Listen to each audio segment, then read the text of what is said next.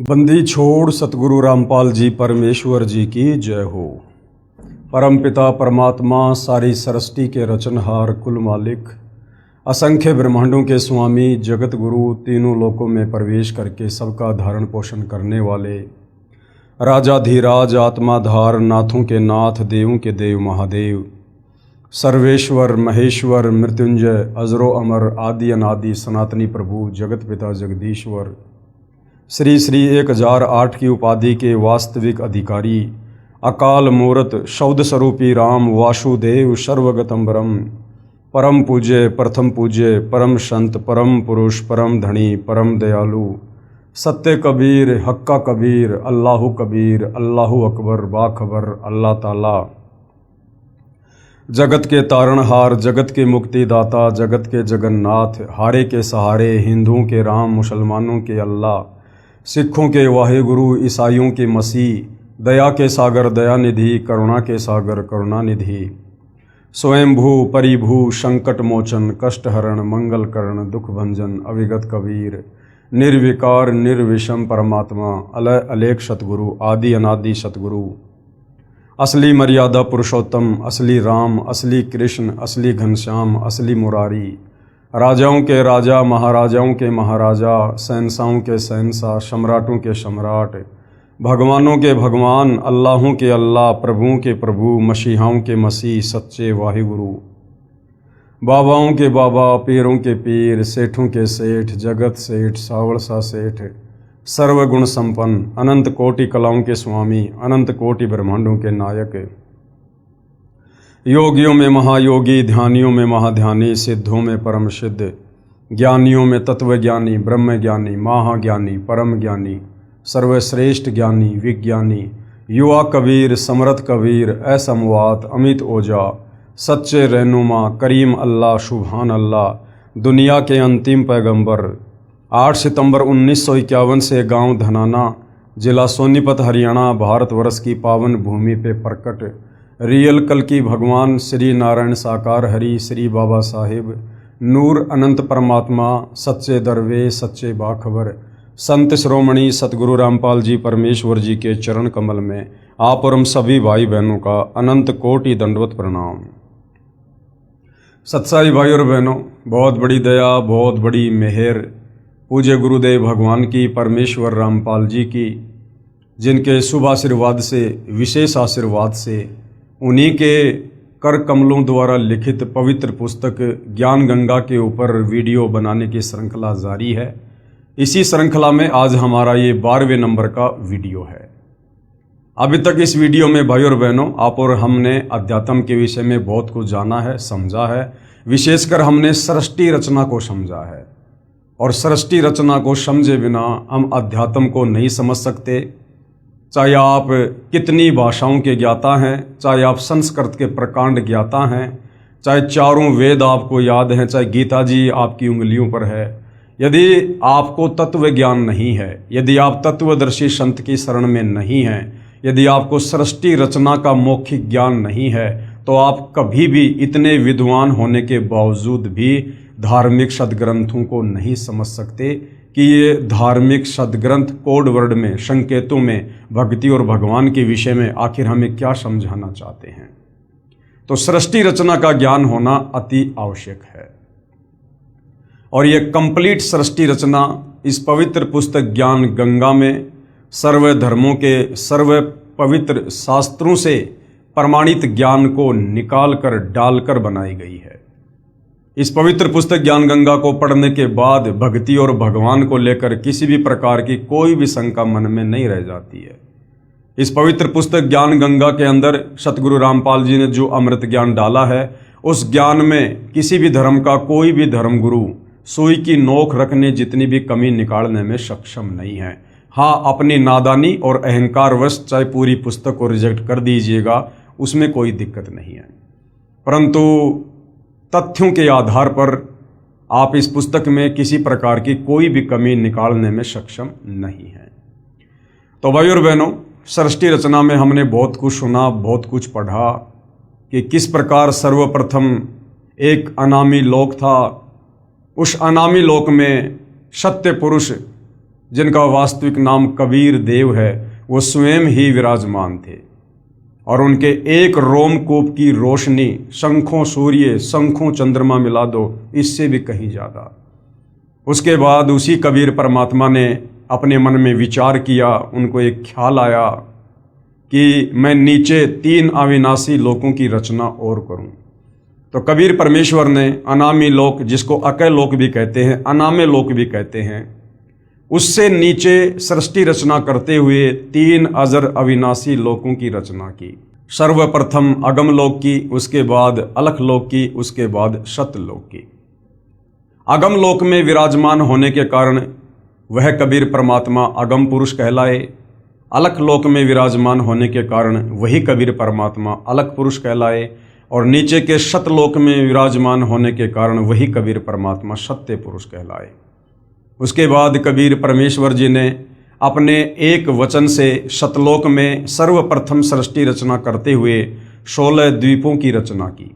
उसके बाद अपने 16 वचनों से अपने 16 पुत्रों की रचना की और अपने प्रत्येक पुत्र को एक एक द्वीप में रहने का आदेश दिया।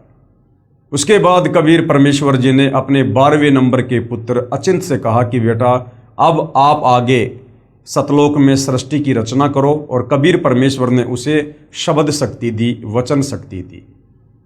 अचिंत ने सृष्टि रचना में सहयोग के लिए एक आत्मा उत्पन्न की अपने वचन से, जिसका नाम अक्षर पुरुष रखा। आगे चलकर जिसको गीता अध्याय 15 श्लोक नंबर 16 में परब्रह्म की संज्ञा भी दी गई है, अक्षर पुरुष की संज्ञा भी दी गई है।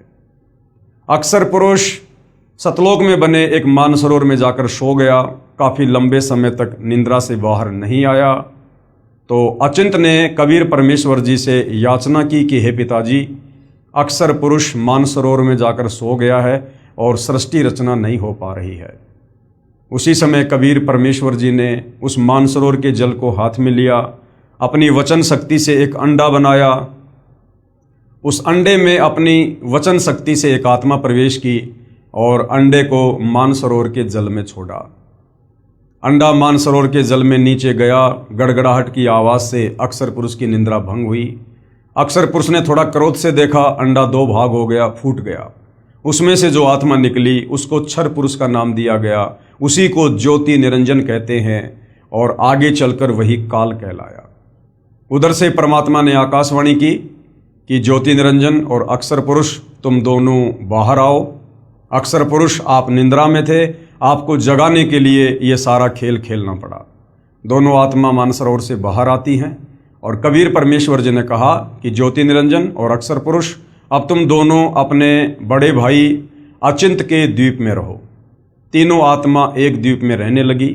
उसके बाद कबीर परमेश्वर जी ने सतलोक में अपनी वचन शक्ति से असंख्य आत्माओं की उत्पत्ति की और बहुत सारी रचना की।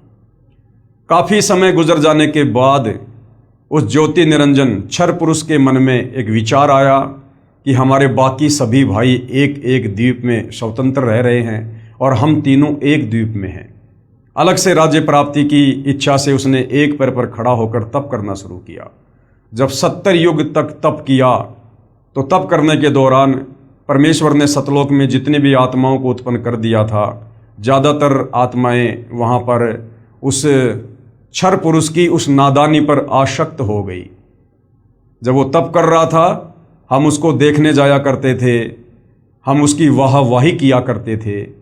उधर से कबीर परमात्मा आकाशवाणी करके हमें सावधान किया करते थे कि बच्चों, इस नादान की नादानी को मत देखो। तुम्हें सतलोक में किस चीज़ की कमी है, किस बात की कमी है? तुम मौज करो, मस्ती करो, इसकी नादानी को मत देखो, ये अपने कर्म फोड़ रहा है। परंतु हम ऊपर से तो सावधान हो गए, लेकिन अंदर से हम उस क्षर पुरुष को, ज्योति निरंजन को, आगे चलकर जिसको काल कहा गया, हम उसको अंदर से चाहने लगे। अंतर्यामी परमात्मा ने देख लिया कि ये तमाम आत्माएं जो इस ज्योति निरंजन के ऊपर आसक्त हो रही हैं और मेरे समझाने के बावजूद भी समझ नहीं रही हैं, ये आत्माएं पतिव्रता पद से नीचे गिर चुकी हैं। अब इन आत्माओं को सतलोक में नहीं रखा जा सकता। तो 70 युग तप करने के बाद कबीर परमात्मा जी ने ज्योति निरंजन से पूछा, भाई आपको क्या चाहिए, क्यों तप कर रहे हो? तो ज्योति निरंजन ने कहा कि पिताजी, मैं जहाँ रह रहा हूँ वो जगह मेरे लिए कम है, मुझे अलग से कुछ जगह दीजिए। कबीर परमेश्वर ने 70 युग तप के बदले उसे 21 ब्रह्मांड दे दिए। काल ने 21 ब्रह्मांड प्राप्त किए और अपने ब्रह्मांडों में आकर सैर सपाटे करने लगा। फिर उसके मन में आया कि खाली प्लाट का क्या करूँगा, इसमें कुछ रचना भी होनी चाहिए। रचना सामग्री प्राप्त करने के लिए फिर उसने 70 युग तप किया। और हम नादान आत्माएं जो आज इस काल के 21 ब्रह्मांड में फंसी हुई हैं, ब्रह्मा विष्णु महेश से लेकर दुर्गा से लेकर और ये जितने भी 184 योनियों में जीव जंतु हैं, हम फिर से उसके ऊपर आसक्त हुए। उधर से कबीर परमात्मा हमें सावधान भी करते रहे, लेकिन हम ऊपर से दिखावा करते रहे और अंदर से उस ज्योति निरंजन को चाहते रहे। जब फिर 70 युग तप कर लिया, तब कबीर परमेश्वर ने कहा कि भाई अब आपको क्या चाहिए। तो ज्योति निरंजन ने कहा कि पिताजी मुझे कुछ रचना सामग्री दे दो। कबीर परमेश्वर जी ने उसे 3 गुण और 5 तत्व दे दिए, रजगुण, सतगुण, तमगुण, पृथ्वी, अग्नि, वायु, आकाश और जल।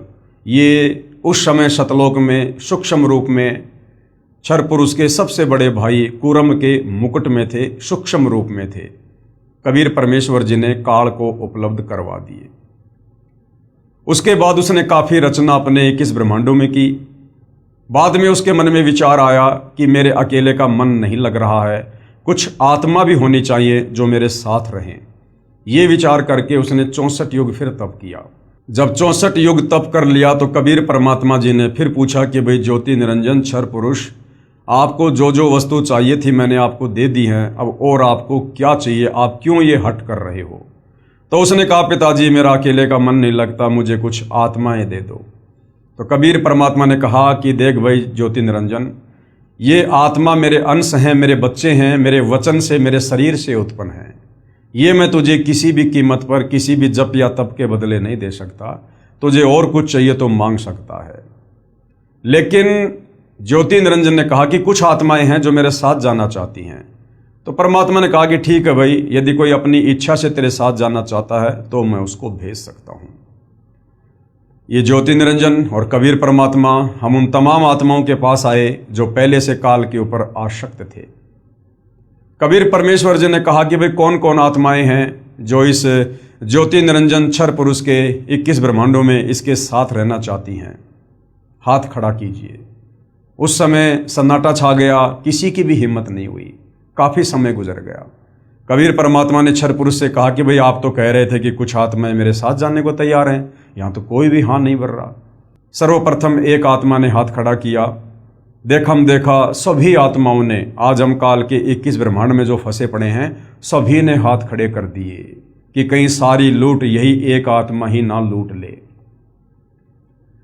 कबीर परमेश्वर जी ने कहा कि ठीक है भाई ज्योति निरंजन, इन जितनी भी आत्माओं ने तेरे साथ जाने की स्वयं की इच्छा से स्वीकृति दी है, मैं इन सब को तेरे पास अपने तरीके से भेजूंगा।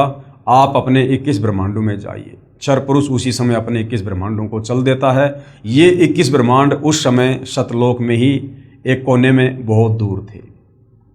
सर्वप्रथम जिस हंस आत्मा ने हाथ खड़ा करके ज्योति निरंजन के साथ जाने की स्वीकृति दी थी, कबीर परमेश्वर ने उस हंस को एक सुंदर लड़की बनाया, युवा लड़की बनाया, और अपने पुत्र सहजदास से कहा कि बेटा आप इसको क्षर पुरुष के पास जाकर छोड़कर आ जाओ।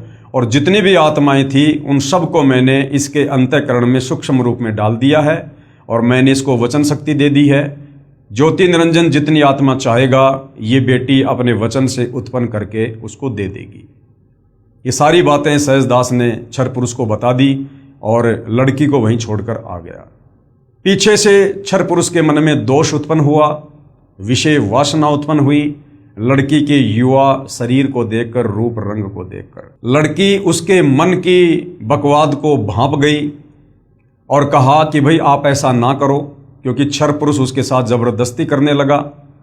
तो जो प्रथम हंस था जिसने हाथ खड़ा किया था, उसको कबीर परमात्मा जी ने आगे चलकर आदि माया, आष्ट्रा, अष्टंगी, 8 भुजा वाली, शेरा वाली, दुर्गा, प्रकृति देवी, इनकी संज्ञा दी है।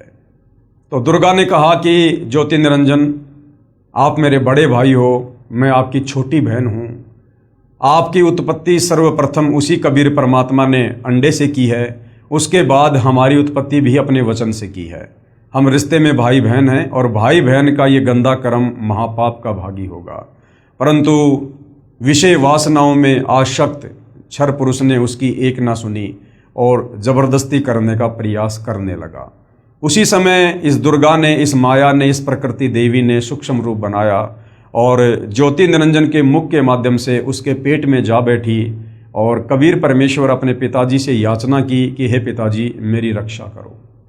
उसी समय कबीर परमात्मा अपने पुत्र के रूप में वहाँ पर प्रकट होते हैं और उस क्षर पुरुष को श्राप देते हैं कि आपने सतलोक में ऐसा गंदा कर्म करने की सोची भी कैसे, और ऐसा गंदा कर्म करने वाला फिर इस लोक में रह नहीं सकता। इसलिए हे क्षर पुरुष, हे ज्योति निरंजन, आज से तुम्हारा नाम काल होगा। उसी समय उसका चेहरा विकराल हो गया, ओछा माथा, लंबे दांत, काला करलोटा चेहरा, विकराल चेहरा। और कबीर परमात्मा ने कहा कि आज के बाद तू 1,00,000 मानव शरीरधारी आत्माओं के सूक्ष्म शरीर से निकली वासना का आहार किया करेगा, ये तेरा भोजन होगा। और तुझे सतलोक से 16 शंख कोश की दूरी पर निष्कासित किया जाता है, तेरे 21 ब्रह्मांडों सहित। उसी समय क्षर पुरुष के 21 ब्रह्मांड वहाँ से विमान की तरह चल पड़े। रास्ते में सहजदास जी का लोक पड़ता है। काल ने सोचा कि मैं यहाँ पर अपने विमान रोकने की प्रार्थना करता हूँ। सहजदास ने कहा कि भाई पहले मैं पिताजी से आज्ञा लूँगा, उनकी आज्ञा के बिना मैं कुछ नहीं कर सकता। सहजदास ने कबीर परमेश्वर जी से आज्ञा लेनी चाहिए, तो कबीर परमात्मा जी ने साफ साफ मना कर दिया कि उसको यहाँ बिल्कुल भी नहीं रोकना है, तुरंत उसको यहाँ से बाहर करो। सहजदास ने हाथ जोड़ लिए कि भाई कबीर परमात्मा बहुत नाराज हैं और आप यहाँ से तुरंत चले जाओ। काल का 21 ब्रह्मांड, काल, दुर्गा और हम सभी आत्माओं सहित सतलोक से 16 संकोश की दूरी पर आकर यहाँ स्थिर हो गया, उनकी वचन शक्ति से, उनकी शब्द शक्ति से, वैज्ञानिक जिसको गुरुत्वाकर्षण का नाम देते हैं। उसके बाद इस काल ने दुर्गा से कहा कि अब मैं अपनी मनमानी करूँगा, मनमर्जी करूँगा, अब मेरा कौन क्या बिगाड़ लेगा। मेरे साथ में जितना बुरा होना था हो चुका है, मुझे देश निकाला दे दिया गया है। दुर्गा ने फिर उसे समझाने की कोशिश की कि भाई मत करो ऐसा गंदा कर्म, मेरे पास वचन शक्ति है, आप जितने जीव कहोगे मैं उत्पन्न कर दूंगी। ये नई परंपरा मैथुन क्रिया शुरू मत करो, जीव बहुत परेशान हो जाएंगे। लेकिन कामदेव के वशीभूत होकर और काल ने उसकी एक ना सुनी और अपने नाखूनों से दुर्गा को पहले ही उसने सतलोक में स्त्री इंद्री बना दी थी, परंतु वहाँ दुष्कर्म नहीं कर पाया था। यहाँ उसने दुर्गा के साथ पति पत्नी व्यवहार किया और 3 पुत्रों की रचना की, ब्रह्मा विष्णु महेश की। तीनों को एक एक गुण से युक्त कर दिया। ब्रह्मा जी को रजोगुण से युक्त करके कमल के फूल पर अचेत अवस्था में लेटा दिया। श्री विष्णु जी को शतोगुण से युक्त करके शेषनाग की सैया पर लेटा दिया। श्री शंकर जी को तमोगुण से युक्त करके कैलाश पर्वत पर बैठा दिया। समय आने पर दुर्गा के माध्यम से तीनों को सचेत करवा दिया और काल ने दुर्गा को आकाशवाणी की कि दुर्गा अब तू इनको समुद्र मंथन पर ले जा और सबसे पहले 4 वेद निकलेंगे, चारों वेद आप ब्रह्मा जी को दे देना। ऐसा ही हुआ, चारों वेद ब्रह्मा जी को दे दिए गए। ब्रह्मा जी ने चारों वेदों को पढ़ा तो पता चला कि कोई और ब्रह्म है, कोई और परमात्मा है जो सह शरीर है, तेजोमय शरीर है, जिसने सर्व सृष्टि को रचा है। उससे पहले जब ब्रह्मा अपनी माता से पूछा करता था कि माता ये ब्रह्म कौन है, ये परमात्मा कौन है, क्या आप ही हो सारे संसार को रचने वाली, तो दुर्गा कहा करती थी कि बेटा मैं ही सब कुछ हूँ, मैं तेरी माँ हूँ, मैं तेरा पिता हूँ। लेकिन जब ब्रह्मा जी ने वेद पढ़े तो पता चला कि ब्रह्म तो कोई और है। तो दुर्गा से पूछा तो दुर्गा ने सोचा कि ब्रह्मा ने वेद पढ़ लिए हैं, अब झूठ बोलना उचित नहीं होगा। पहले दुर्गा काल के डर से झूठ बोला करती थी। काल ने दुर्गा को सख्त हिदायत दे दी थी कि देख अब मेरी मजबूरी है, मैं किसी को भी अपने वास्तविक काल रूप में दर्शन नहीं दूंगा, वरना इस रहस्य का यदि मेरे तीनों पुत्रों को पता चल गया तो मेरे लिए फिर भोजन कौन तैयार करेगा। तो दुर्गा भी काल के डर के मारे अपने तीनों बेटों को सच्चाई नहीं बताया करती थी। लेकिन जब ब्रह्मा जी ने वेद पढ़े और ब्रह्मा जी ने सवाल किया तो बताना दुर्गा की मजबूरी हो गई और दुर्गा ने कहा कि हाँ बेटा तेरा पिता है, उसका नाम ब्रह्म है, लेकिन वो तुझे दर्शन नहीं देगा, उसकी अटल प्रतिज्ञा है। अपनी माता के मुख से इस प्रकार के दोगले वचन सुनकर ब्रह्मा जी को बड़ा दुख हुआ और कहा कि माता, मुझे आपकी बातों पर यकीन नहीं है। पहले जब मैं पूछा करता था तो आप कहती थी कि बेटा मैं ही तेरी माँ हूँ, मैं ही तेरा पिता हूँ, और अब आप कह रही हो कि ब्रह्म है लेकिन वो दर्शन नहीं देगा। तो माता, मुझे आपकी बातों पर यकीन नहीं है, मैं तो अपने पिता के दर्शन करूँगा। दुर्गा ने कहा, यदि उसने दर्शन नहीं दिए तो तू क्या करेगा? तो ब्रह्मा ने कहा कि मैं आपको अपनी शक्ल नहीं दिखाऊंगा। ये कहकर ब्रह्मा जी उत्तर दिशा की ओर चल दिए और 4 युगों तक ब्रह्मा जी ने समाधि लगाई, परंतु काल ने दर्शन नहीं दिए। उधर से काल ने आकाशवाणी की कि दुर्गा, सृष्टि क्यों नहीं रची जा रही है? मुझे जो 1 लाख मानव शरीरधारी आत्माओं को खाने का श्राप मिला हुआ है, मेरी भूख कैसे शांत होगी? दुर्गा ने कहा कि आपका बड़ा बेटा ब्रह्मा आपकी खोज करने के लिए निकला हुआ है, उसके बिना सृष्टि नहीं रची जा सकती। तो काल यानी ज्योति निरंजन क्षर पुरुष, वेदों में जिसको ब्रह्म कहा गया है, उसने कहा कि उसको कह दो कि मैं दर्शन नहीं दूंगा। दुर्गा ने अपनी वचन शक्ति से एक गायत्री नाम की लड़की उत्पन्न की और कहा कि बेटी जा अपने बड़े भाई ब्रह्मा को ले आ। गायत्री चली जाती है, वहाँ देखा तो ब्रह्मा जी समाधि में हैं। गायत्री ने वापस दुर्गा से ध्यान अवस्था में बात की तो दुर्गा ने बताया कि आप इसके चरण स्पर्श करो, इसकी समाधि टूट जाएगी। गायत्री ने वैसा ही किया, ब्रह्मा जी के चरण स्पर्श किए, ब्रह्मा जी की समाधि टूटी। ब्रह्मा जी ने गुस्से में आकर कहा कि कुलटा, तू कौन है जिसने मेरा ध्यान भंग कर दिया? मैं तुझे श्राप दूंगा। गायत्री ने कहा कि श्राप बाद में देना, पहले मेरी बात सुन लो। मुझे माता दुर्गा ने भेजा है, तुम्हारे बिना सृष्टि नहीं रची जा रही है और माता ने तुझे बुलाया है। ब्रह्मा ने कहा कि गायत्री मैं कैसे जाऊं? मैं माता जी को कहकर आया था कि जब तक पिता के दर्शन नहीं कर लूंगा मैं आपको शक्ल नहीं दिखाऊंगा, मुझे शर्म आती है। गायत्री की मजबूरी थी, दुर्गा का आदेश था कि उसको लेकर आना है, तो कहा कि आपको चलना तो पड़ेगा। तो ब्रह्मा जी ने कहा कि मैं चल सकता हूं, मेरी एक शर्त है, अगर तुम मेरी झूठी गवाही दे दो। अगर माता पूछे कि बेटा तुझे पिता के दर्शन हुए, तो यदि मैं आपका नाम लूं तो आप मेरी झूठी गवाही दे देना कि हाँ जी, मेरे सामने ब्रह्मा जी को इसके पिता ब्रह्म ने दर्शन दिए। गायत्री ने सोचा कि कहीं मैं अकेली झूठी पड़ जाऊं, ब्रह्मा सच्चाई बता दे और मेरी अकेली की पिटाई हो जाए। तो उसने कहा कि मैं एक शर्त पर गवाही दे सकती हूं, यदि आप मेरे साथ में संभोग क्रिया करो। ब्रह्मा की भी मजबूरी थी, गायत्री की भी मजबूरी थी, दोनों ने रति क्रिया की। गायत्री ने सोचा कि क्यों ना एक गवाह और तैयार किया जाए ब्रह्मा की सहमति से, और गायत्री ने अपनी वचन शक्ति से एक लड़की उत्पन्न की जिसका नाम पोहपति रखा गया। सेम टू सेम क्रिया उस पोहपति के साथ हुई। उसको कहा गया कि आप हमारी झूठी गवाही दे देना कि ब्रह्मा जी को उसके पिता ब्रह्म ने दर्शन दिए। पोहपति ने सोचा कि कहीं मैं झूठी पड़ जाऊं, मेरी अकेले की पिटाई हो जाए, क्यों ना इन दोनों को भी शामिल किया जाए। तो पोहपति ने भी कहा कि यदि ब्रह्मा मेरे साथ रति क्रिया करे, संभोग क्रिया करे, तो मैं गवाही दे सकती हूँ। ऐसा ही हुआ। उसके बाद तीनों दुर्गा के पास आ जाते हैं और दुर्गा ने पूछा कि बेटा तुझे तेरे पिता ब्रह्म ने दर्शन दिए? तो ब्रह्मा ने कहा कि हाँ माँ, मुझे मेरे पिता ने दर्शन दिए। दुर्गा ने कहा कि कोई गवाह बता, कोई सबूत बता। ब्रह्मा जी ने कहा कि इन दोनों के सामने दिए। ब्रह्मा जी ने पहले ही उन दोनों को पट्टी पढ़ा दी थी, क्योंकि वेदों में ब्रह्मा जी ने पढ़ लिया था कि ब्रह्म का कैसा रूप है, कैसा स्वरूप है। तो ब्रह्मा जी ने पहले दोनों लड़कियों को बता दिया था, यदि माता पहचान पूछे तो बता देना कि मनुष्य दृश्य शरीर है, साकार है, तेजोमय शरीर है। दोनों लड़कियों ने कहा जी हाँ, हमारे सामने दर्शन दिए। दुर्गा बड़ी नाराज हुई कि ये काल कह रहा था कि मैं किसी को दर्शन नहीं दूंगा और ये कह रहे हैं कि हमारे को दर्शन दे दिए। दुर्गा ने ध्यान लगाया, उधर से काल ने आकाशवाणी की कि दुर्गा ये तीनों झूठ बोल रहे हैं, मैंने इनको कोई दर्शन नहीं दिए। दुर्गा नाराज हुई और थोड़ा सा टाइट होकर ब्रह्मा जी से कहा कि तुम्हारे पिता ने आकाशवाणी की है, उसने तुम्हें दर्शन नहीं दिए, तुम झूठ बोल रहे हो। तो ब्रह्मा जी हंसने लगा और कहने लगा, माता जी मुझे शर्म आ रही थी आपके पास आने में। मैं कह कर गया था कि यदि मुझे मेरे पिताजी ने दर्शन नहीं दिए तो मैं आपको अपनी शक्ल नहीं दिखाऊंगा, इसलिए मुझे झूठ बोलना पड़ा। उसी समय दुर्गा गुस्से में आई और तीनों को श्राप दे दिया। ब्रह्मा जी को श्राप दिया कि जगत में तेरी पूजा नहीं होगी और तेरे वंशज तेरे जैसे पाखंडी होंगे, ठग होंगे, दुनिया को धर्म कर्म में उलझा के रखेंगे, अपने आप को विद्वान कहेंगे लेकिन शास्त्रों का ज्ञान नहीं होगा। दूसरों को ठगना, झूठ बोलना उनका परम धर्म होगा। ब्रह्मा जी के वंशज ये ब्राह्मण, ये गुरुजन कहलाते हैं, जो शास्त्रों को पढ़ते हैं और अध्यात्म में लोगों का मार्गदर्शन करते हैं। आज वैसा ही हो रहा है।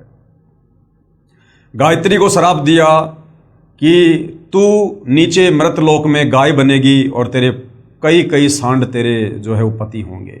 वैसा ही हुआ।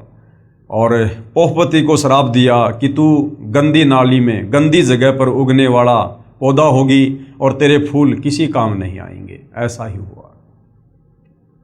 उसके बाद काल ने देखा कि दुर्गा ने मेरा विधान तोड़ दिया है, या मेरे अलावा किसी को भी कुछ कहने का अधिकार नहीं है।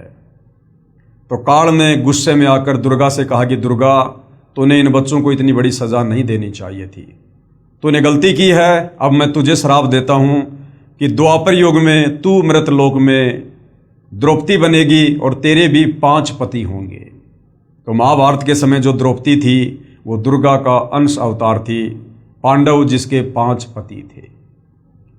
उसके बाद भाई और बहनों, दुर्गा ने कहा कि भाई ज्योति निरंजन काल, मैं तेरे वशीभूत हूं। मैंने अपने पैर पर खुद अपने पिता कबीर भगवान से धोखा करके कुल्हाड़ी मारी है। अब ये सजा तो मुझे भोगनी पड़ेगी।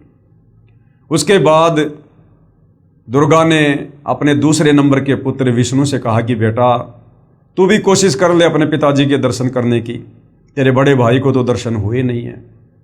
विष्णु जी निकल पड़े नीचे पाताल में, शेषनाग के लोक में, ध्यान लगाने के लिए, समाधि लगाने के लिए, अपने पिता के दर्शन के लिए।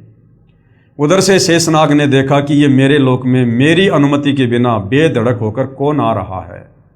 शेषनाग ने अपने 1000 फणों से जहर की फुकार मारी। श्री विष्णु जी का पूरा शरीर काला हो गया, नीला पड़ गया। श्री विष्णु जी ने देखा कि इस नाग ने बेवजह मेरे साथ ऐसा व्यवहार किया है, इसको मजा चखाना चाहिए। उसी समय काल ने आकाशवाणी की कि बेटा विष्णु, इसका बदला मैं तुझे द्वापर युग में दूंगा। तू श्री कृष्ण रूप में जाएगा और ये शेष नाग उस समय जो है काली देव में ये कालिया नाग होगा, उस समय तू अपना बदला लेना। विष्णु जी वापस आ गए और काल ने कहा कि अपनी माताजी को जाकर सच सच बता देना, वरना तेरा भी वही हाल होगा जो तेरे बड़े भाई ब्रह्मा का हुआ। वापस आने पर दुर्गा ने पूछा, बेटा तुझे तेरे पिता ने दर्शन दिए? तो विष्णु जी ने कहा कि माताजी मुझे दर्शन नहीं दिए। दुर्गा बड़ी प्रसन्न हुई और कहा, बेटा तू सतवादी होगा, जग में तेरा नाम होगा और सारे जगत में तेरी पूजा होगी, तू शतोगुण होगा। ऐसा ही हुआ। उसके बाद अपने तीसरे बेटे शंकर जी से दुर्गा ने कहा कि बेटा तेरे दोनों भाइयों को तो पिता के दर्शन हुए नहीं, तू भी प्रयास करना चाहे तो कर ले, कहीं बाद में फिर समाधि लगा के बैठ जाए। इस मामले में शंकर जी थोड़े समझदार निकले। शंकर जी ने कहा कि माता जी, जब मेरे दोनों भाइयों को पिता ने दर्शन नहीं दिए तो मैं तो कोशिश ही नहीं करता, लेकिन माता मेरे ऊपर एक अनुग्रह कर दो, मुझे मृत्युंजय कर दो, मुझे अजरो अमर कर दो, मेरी कभी मृत्यु ना हो। क्योंकि मौत से भाई और बहनों हम सब डरते हैं, ब्रह्मा विष्णु महेश भी डरते हैं, क्योंकि हम सतलोक में थे, मरते नहीं थे, हम मृत्युंजय थे, अजरो अमर थे। आत्मा को वही चाहत यहाँ भी है। तो दुर्गा ने कहा कि बेटा ये आशीर्वाद मैं तुझे नहीं दे सकती। इस 21 ब्रह्मांड में बेटा कोई भी अजरो अमर नहीं है, कोई भी मृत्युंजय नहीं है। हाँ, मैं तुझे एक विधि बता सकती हूँ समाधि की, ध्यान की, जिससे तेरी उम्र सबसे ज़्यादा हो जाएगी। और आप और हम सब देखते हैं श्री शंकर जी सबसे ज़्यादा समाधि लगाते हैं, ज़्यादातर समाधि अवस्था में रहते हैं, श्वासों को 10वें द्वार में रोक के रखते हैं, जिससे उनकी उम्र बहुत लंबी है, क्योंकि श्वासों से हमारा शरीर निर्धारित होता है। तो बहुत ही कम श्वास श्री शंकर जी लेते हैं, जिस कारण से लंबी उम्र है। उसके बाद काल ने आकाशवाणी की कि दुर्गा आप इनको फिर से तीनों को समुद्र मंथन पर लेकर जा और जो भी वस्तु निकले तीनों को दे देना। दुर्गा ने ऐसा ही किया, तीनों को समुद्र मंथन पर बुलाया और दुर्गा ने ही अपने 3 रूप बनाकर समुद्र में गुप्त रूप में छिप गई और समुद्र मंथन के दौरान वही दुर्गा 3 लड़कियों के रूप में निकली। सबसे पहले जो लड़की बनी उसका नाम सावित्री रख दिया गया और उसकी ब्रह्मा जी के साथ में शादी कर दी गई और कहा बेटा जाओ अपने लोक में और अपना घर बसाओ। दूसरे नंबर पर जो लड़की निकली उसका लक्ष्मी नाम रखा, श्री विष्णु जी के साथ में शादी कर दी और विष्णु लोक में भेज दिया। तीसरे नंबर पर पार्वती निकली, उमा, वो शंकर जी के साथ में ब्याह दी और कहा बेटा जाओ और अपना घर बसाओ। और फिर काल आदेश से दुर्गा के द्वारा नीचे के जीवों की सृष्टि शुरू कर दी गई। ब्रह्मा जी के रजोगुण के कारण जीवों की उत्पत्ति होने लगी, शंकर जी के तमोगुण के कारण जीवों का संहार होता है, और विष्णु जी के सतोगुण के प्रभाव से हम सब मोह माया के बंधन में, मेरा बेटा, मेरी बेटी, मेरी कार, मेरी कोठी, हम इस बंधन में यहाँ पर बंधे हुए हैं। और काल इस प्रकार से अपनी खुराक तैयार यहाँ पर कर रहा है। ब्रह्मा जी के माध्यम से प्रतिदिन 1.25 लाख जीवों की उत्पत्ति करवाता है, और शंकर जी के तमोगुण के प्रभाव से 1 लाख की प्रतिदिन मृत्यु करवाकर अपना भोजन इकट्ठा करता है, भोजन खाता है तपतशिला पर भून भून कर। ये यहाँ का हार्ड एंड फास्ट रूल है इस काल के 21 ब्रह्मांड का। और यहाँ पर ये कोई बिजनेस करने नहीं आया था सतलोक से। जो गलती इसने सतलोक में की थी उसकी सजा ये यहाँ पर भोग रहा है, और जो गलती हम आत्माओं ने सतलोक में की थी, अपने कबीर भगवान से आस्था हटाकर पतिव्रता पद से नीचे गिर के इस काल के ऊपर आसक्ति करके हम यहाँ जन्म और मरण के चक्कर में, लक 84 योनियों के चक्कर में, नरक में हम यहाँ पर कष्ट भोग रहे हैं, जेल काट रहे हैं, कहर भोग रहे हैं। उसके बाद भाइयों और बहनों, पीछे से जो अक्सर पुरुष था, जो मानसरोवर में जाकर सो गया था, जिसको जगाने के लिए परमात्मा जी ने एक अंडा उस जल में छोड़ना पड़ा था, काफी समय बाद उस अक्सर पुरुष के मन में भी, जो उस समय सतलोक में ही था, उसके मन में भी आया कि मेरा साथी ब्रह्म ज्योति निरंजन, जिसने परमात्मा से 21 ब्रह्मांड प्राप्त किए हैं, वो तो बड़ी मौज लूट रहा होगा, बड़ा ऐश कर रहा होगा, सतलोक से भी कहीं ज्यादा सुख भोग रहा होगा। ये सोचकर वो अक्सर पुरुष अपने साथी उस काल ब्रह्म की याद में व्याकुल रहने लगा। और सतलोक में परमात्मा ने हमें जो भक्ति दे रखी है, उस भक्ति को करते करते और ज़्यादातर ध्यान वो काल का करने लगा। कबीर परमात्मा ने देख लिया कि ये भी पतिव्रता पद से नीचे गिर गया। उसने खाना पीना छोड़ दिया, चिंतित रहने लगा, अकेला घूमने लगा, फिरने लगा। उसकी इस व्याकुलता पर सतलोक की अन्य ढेर सारी आत्मा भी उस पर आसक्त हो गई, जैसे काल को तप करते हुए देखकर उस पर आसक्त हुई थी। तो कबीर परमेश्वर ने आत्माओं को बहुत सजग किया कि बच्चों, आप इस नादानी की नादानी को मत देखो, आप वो गलती मत करो।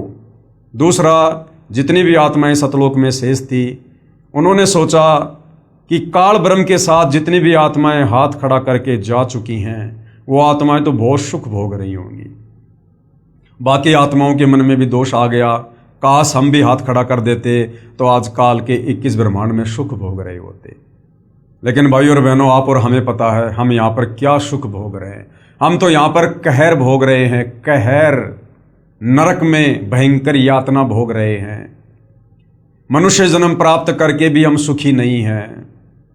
जन्म और मरण का, बुढ़ापे का भयंकर कष्ट भोग रहे हैं। लक 84 योनियों में कभी गंदी नाली के कीड़े बनते हैं, कभी मच्छर बनते हैं, कभी सिंह भेड़िया सांप बनते हैं, कभी गधा कुत्ता सूअर बनते हैं। यहाँ हमारी दुर्गति पे दुर्गति हो रही है। हम तो यहाँ सजा भोग रहे हैं, नरक भोग रहे हैं।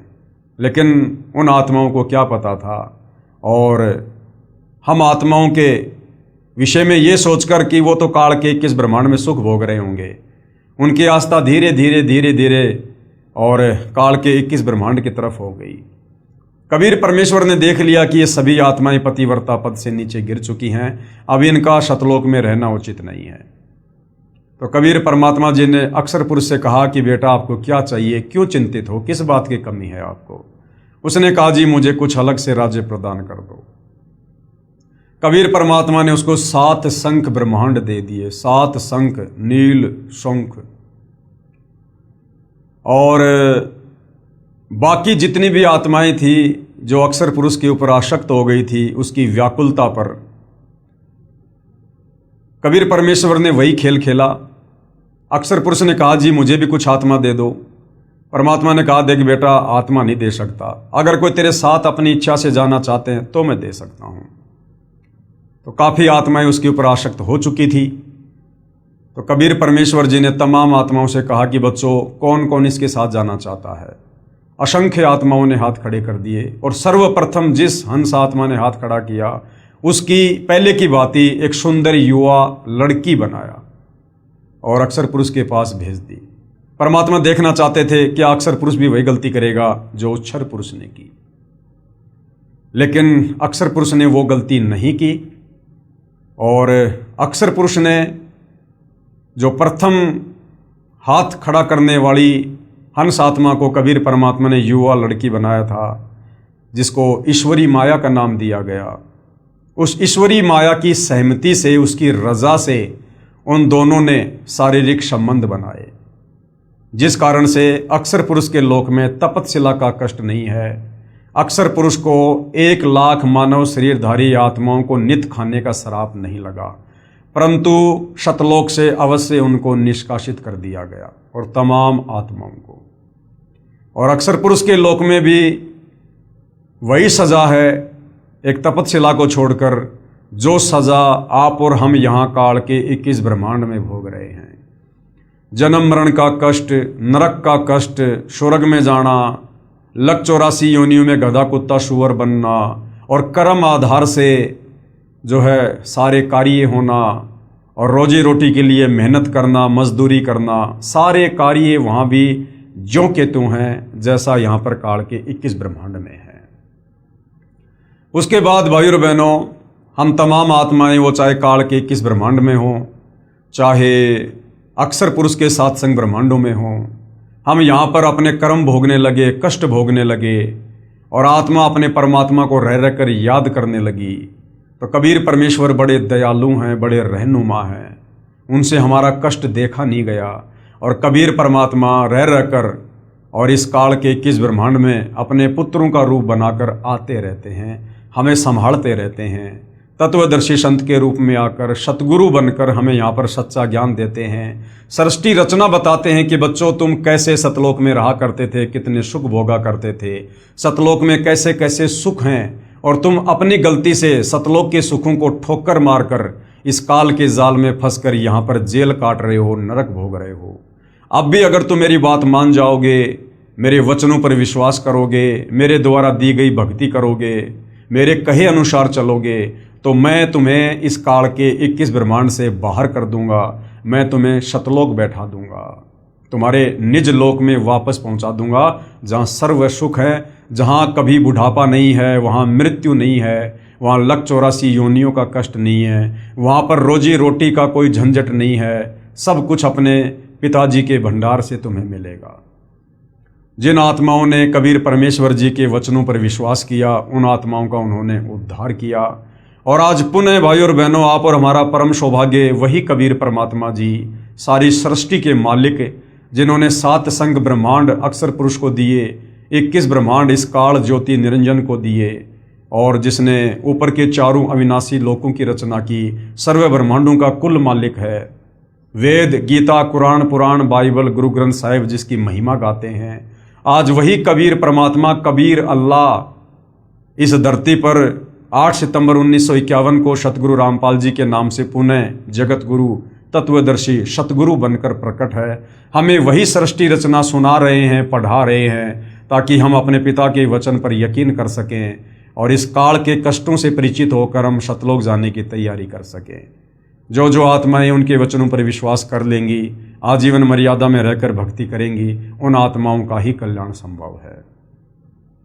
तो भाइयों और बहनों, आप और हमें कैसे यकीन हो कि ये सृष्टि रचना सही है, जो पवित्र पुस्तक ज्ञान गंगा में सतगुरु रामपाल जी ने हमें बताई है, हमें समझाई है। जिस सृष्टि रचना पर यकीन किए बिना हम वापस शतलोक नहीं जा सकते हैं। इसके लिए सतगुरु रामपाल जी ने इस पवित्र पुस्तक ज्ञान गंगा से हमारे को बहुत सारे धर्मशास्त्रों से प्रमाण दिए हैं। वेदों से हमारे को सृष्टि रचना को प्रमाणित करके दिखाया है। पवित्र श्रीमद् भगवत गीता जी से सृष्टि रचना को प्रमाणित करके दिखाया है। हमारे को ईसाइयों की बाइबल से, मुसलमानों की कुरान शरीफ से और अन्य जितने भी धार्मिक ग्रंथ हैं, उन सब से हमारे को प्रमाणित करके दिखाया है।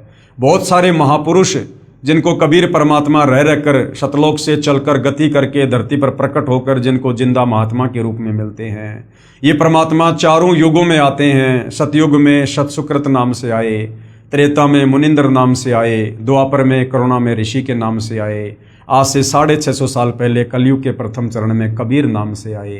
रह रहकर परमेश्वर ने इसी सृष्टि रचना का ज्ञान दिया जो आज सर्व धर्मशास्त्र उसका समर्थन कर रहे हैं।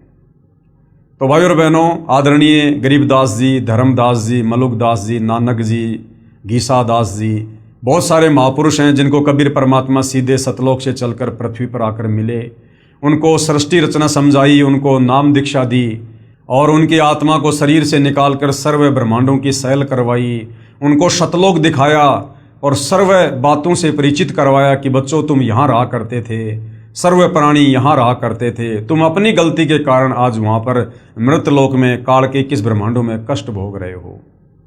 और उन महापुरुषों ने फिर कबीर परमेश्वर की रजा से, उनकी दया से और कलम तोड़ महिमा उस अमृत ज्ञान की अपने ग्रंथों के माध्यम से की है।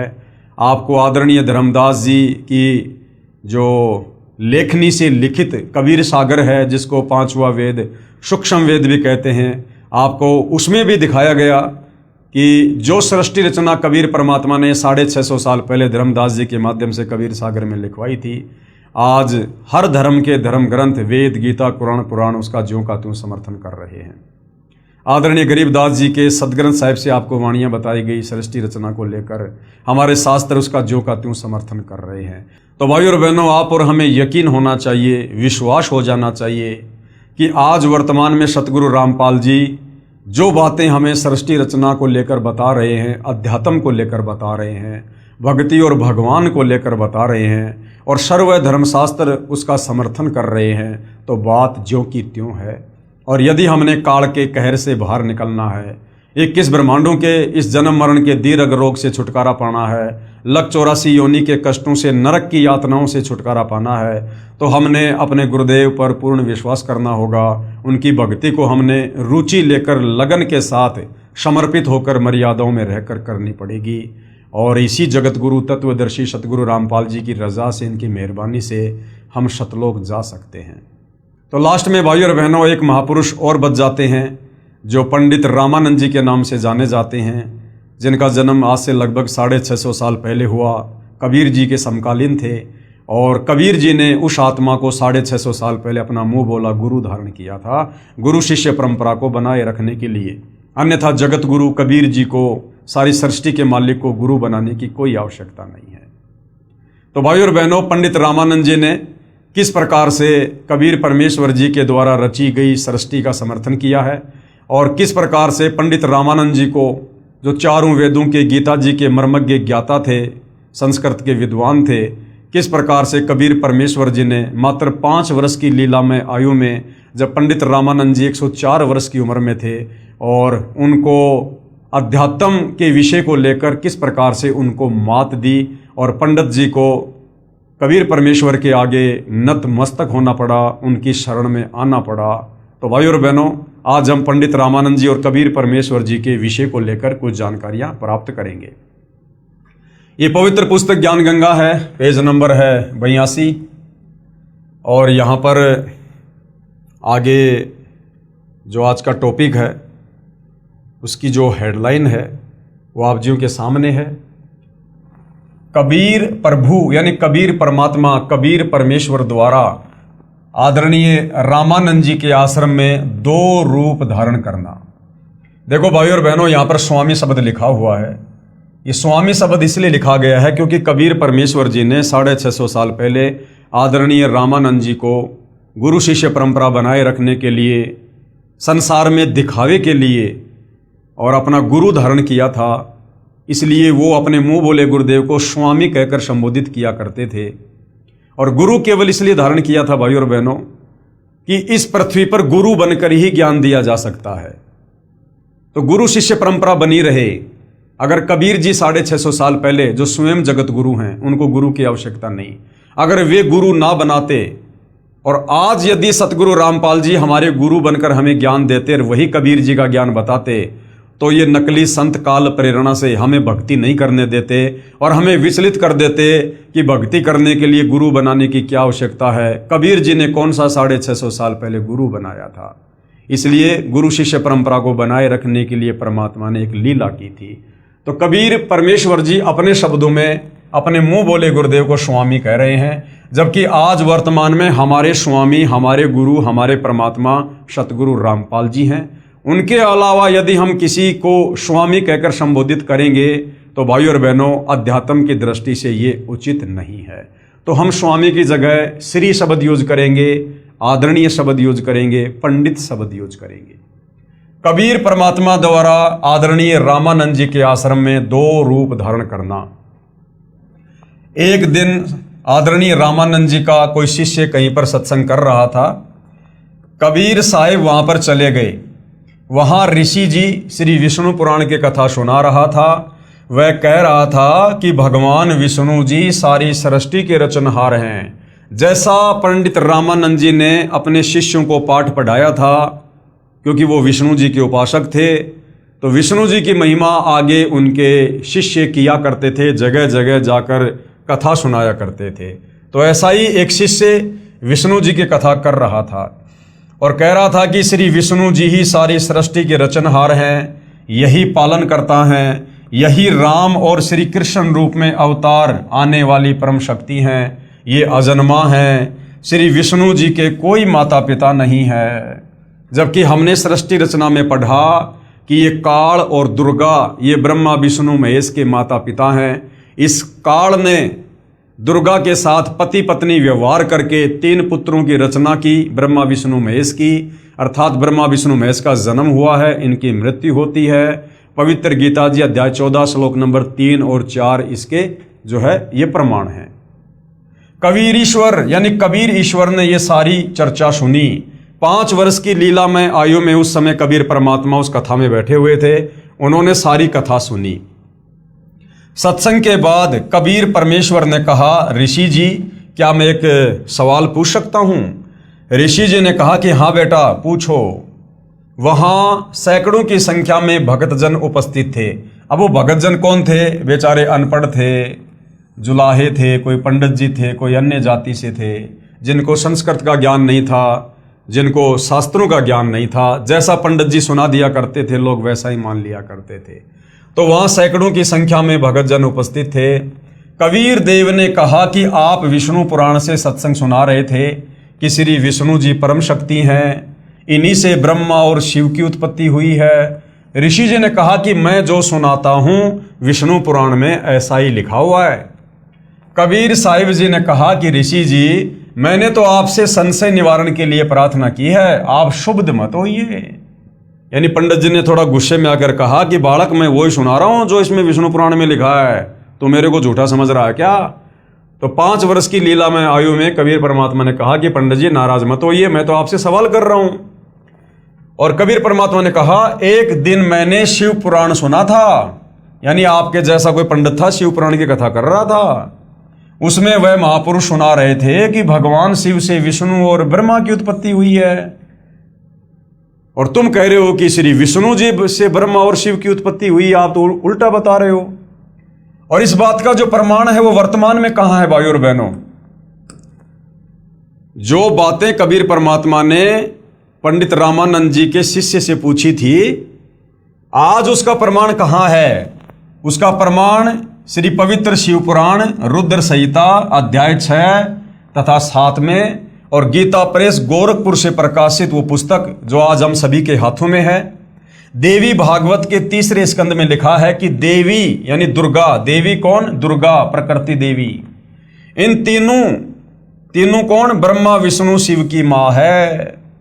और ये तीनों नाशवान हैं, ब्रह्मा विष्णु महेश तीनों नाशवान हैं, इनका जन्म और मृत्यु होती है, अविनाशी नहीं है, अर्थात ये अजरो अमर नहीं है। ऋषि जी निरुत्तर हो गए। अब जब ऋषि जी ने खोल कर देखा वो अध्याय सारा सब कुछ, तो ऋषि जी निरुत्तर हो गए, उनके पास कोई जवाब नहीं था। लेकिन भाई और बहनों, मान बढ़ाई ऐसा रोग है, आदमी जल्द से अपने हथियार डालता नहीं है। क्रोधित होकर बोला तू कौन है, किसका पुत्र है? कबीर साहिब से पहले ही दूसरे भगतजन कहने लगे कि ये तो नीरू जुलाहे का पुत्र है। स्वामी रामानंद जी का शिष्य कहने लगा कि तूने गले में कंठी कैसे डाल रखी है? वैष्णव साधु तुलसी की एक मणिये की माला गले में डालते हैं, उससे ये प्रमाणित होता है कि इन्होंने वैष्णव परंपरा से उपदेश ले रखा है।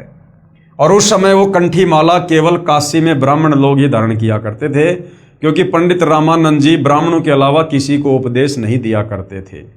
और कबीर परमात्मा के गले में वो कंठी माला देखकर वो पंडित जी नाराज हो गया और बोला, तेरे गले में कंठी माला क्यों भाई? तेरा गुरुदेव कौन है? कबीर साहब ने कहा कि मेरे गुरुदेव वही हैं जो आपके गुरुदेव हैं। वह ऋषि बहुत क्रोधित हो गया और बोला कि रे नादान, तू अछूत जुलाहे का बच्चा और मेरे गुरुदेव को अपना गुरुदेव बताता है, यानी तू पंडित रामानंद जी को अपना गुरु बता रहा है। मेरे गुरुदेव का पता है ना कौन है? श्री श्री 1008 पंडित रामानंद जी आचार्य। अब ये श्री श्री 1008 का मतलब क्या होता है भाई और बहनों?